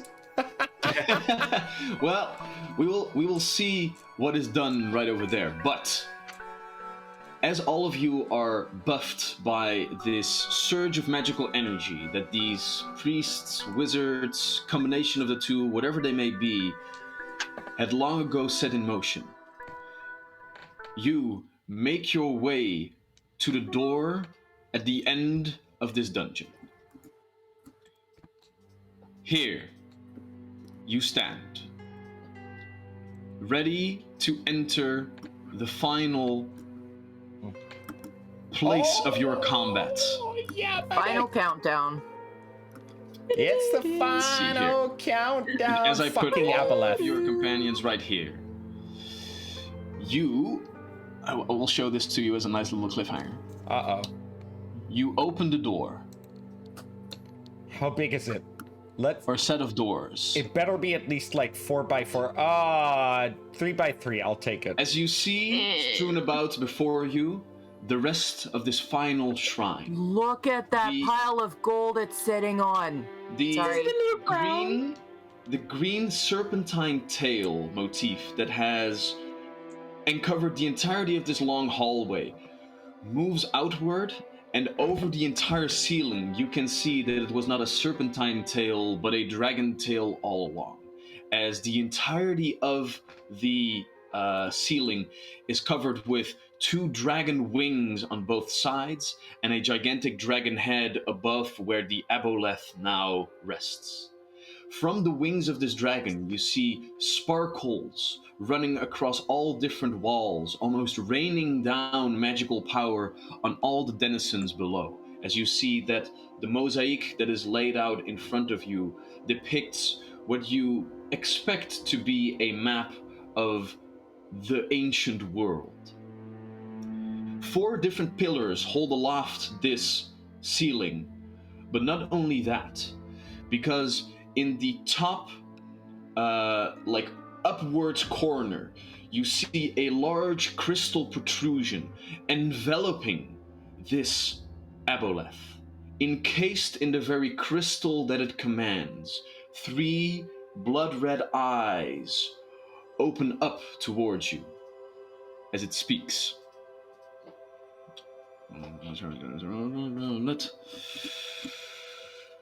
Greetings, meddling children. Rejoice, for you have found me, but despair, for it only brings more harm. And that is where we will end today's session. Yes! Alright. Number 1, awesome. Number 2, Tarush has the biggest archaeological boner. Number 3, Edge has a money boner. that's fair. That's Yeah. fair. Jack just has a regular one. Let me move aside a little bit for a moment, because All the boners. well, if you like, if you get rid of this guy, Look at that shit! you see that underneath him lies a literal small pile of different copper, silver, and gold coins. There is a reason for that. He needed to use that for different reasons that you might uncover, as well as a couple of chests and some other things. I mean, this is going to be like the final boss of like your first arc from level 1 to level 5. That's fair. So you will be getting some loot. But from what I understand, If you Wouter, survive. it's going to take us 2 weeks to get to that, right? Yes, because another cliffhanger, I'm afraid, because we are in the era of vacations, also known as summer. Next week, we will be missing 2 different players, namely Crystal and Maxime. So next week, We still won't be having the boss battle. Which is comprised out of multiple phases. Oh god Might I damn add? it. This is not just going to be a stank and spank. This is going to be an ordeal. God damn it! A stank So we will and have to spank? wait another week. Yeah, tank and spank. That is basically. No, I prefer stank and spank. Yeah, no, you fair said enough. stank and spank. Sure. Like Well, Tank and Spank that's your is, sex life, also Charlie. very That's none of our business. That's true. So yeah. Next week we'll be playing a nice little one-shot with the people of us that are here. And the nice thing that we can do with one-shots is that we can ramp up the ridiculous things that our viewers can do. So we will having multiple like low llama point cost things for all of you to do if you wish to join in the madness and actually do a lot of extras and influence the story, because it's a one-shot. Who gives a shit? But the next week we will finally be combating the crystal Abolair, the shepherd that has guided all different creatures towards the echoes of power. So yeah, Oh man, that's what I got for you. Can't wait to fuck it Sounds up. good. Yeah, I have some special things in store, as well as some other story beats that you can actually add to in this final boss battle as well. So yeah, it's gonna be fun. Yay. And end of the first arc of this entire campaign coming up. Nice. Yay. Fucking exciting. If the chat so chooses, all of you will die. Yeah. That is something that they could do. Is Oh, it a that's pretty story? cool. I love this character so much. Well, If there is you a kill story beat. Edge, I will hunt you down. And There I will already kill you in is- person. There already is a story beat that basically says a couple of scum break through the blockade that the Silver Sentinels have laid out, and like a Yeah, couple why of minions point enter that the- out? Why point that? Why Well, point for that what out? it's worth, Why? Abe, right now you're on video saying this, so crime-wise, yeah. you're not doing your best. Nideko I calling want it. them to know. I want them to fear me. Nideko standing there saying, "Can summon 7 scum raids." So with that, thank you so much for watching. We hope to see you next week when we have a very chat-heavy one-shot, and of course the week after that where we finally face the Shepherd in one final climactic battle. Do remember, guys, that I won't be there, so please someone note how much gold we get in Jack such. sucks. If you survive. If you survive. If we For survive. now, Jack is enjoy now the the last. tank. Enjoy the last Well, I won the 39 tank battle. minutes of your weekend. We love you. We hope to see you next week. Goodbye. Bye. that. Bye.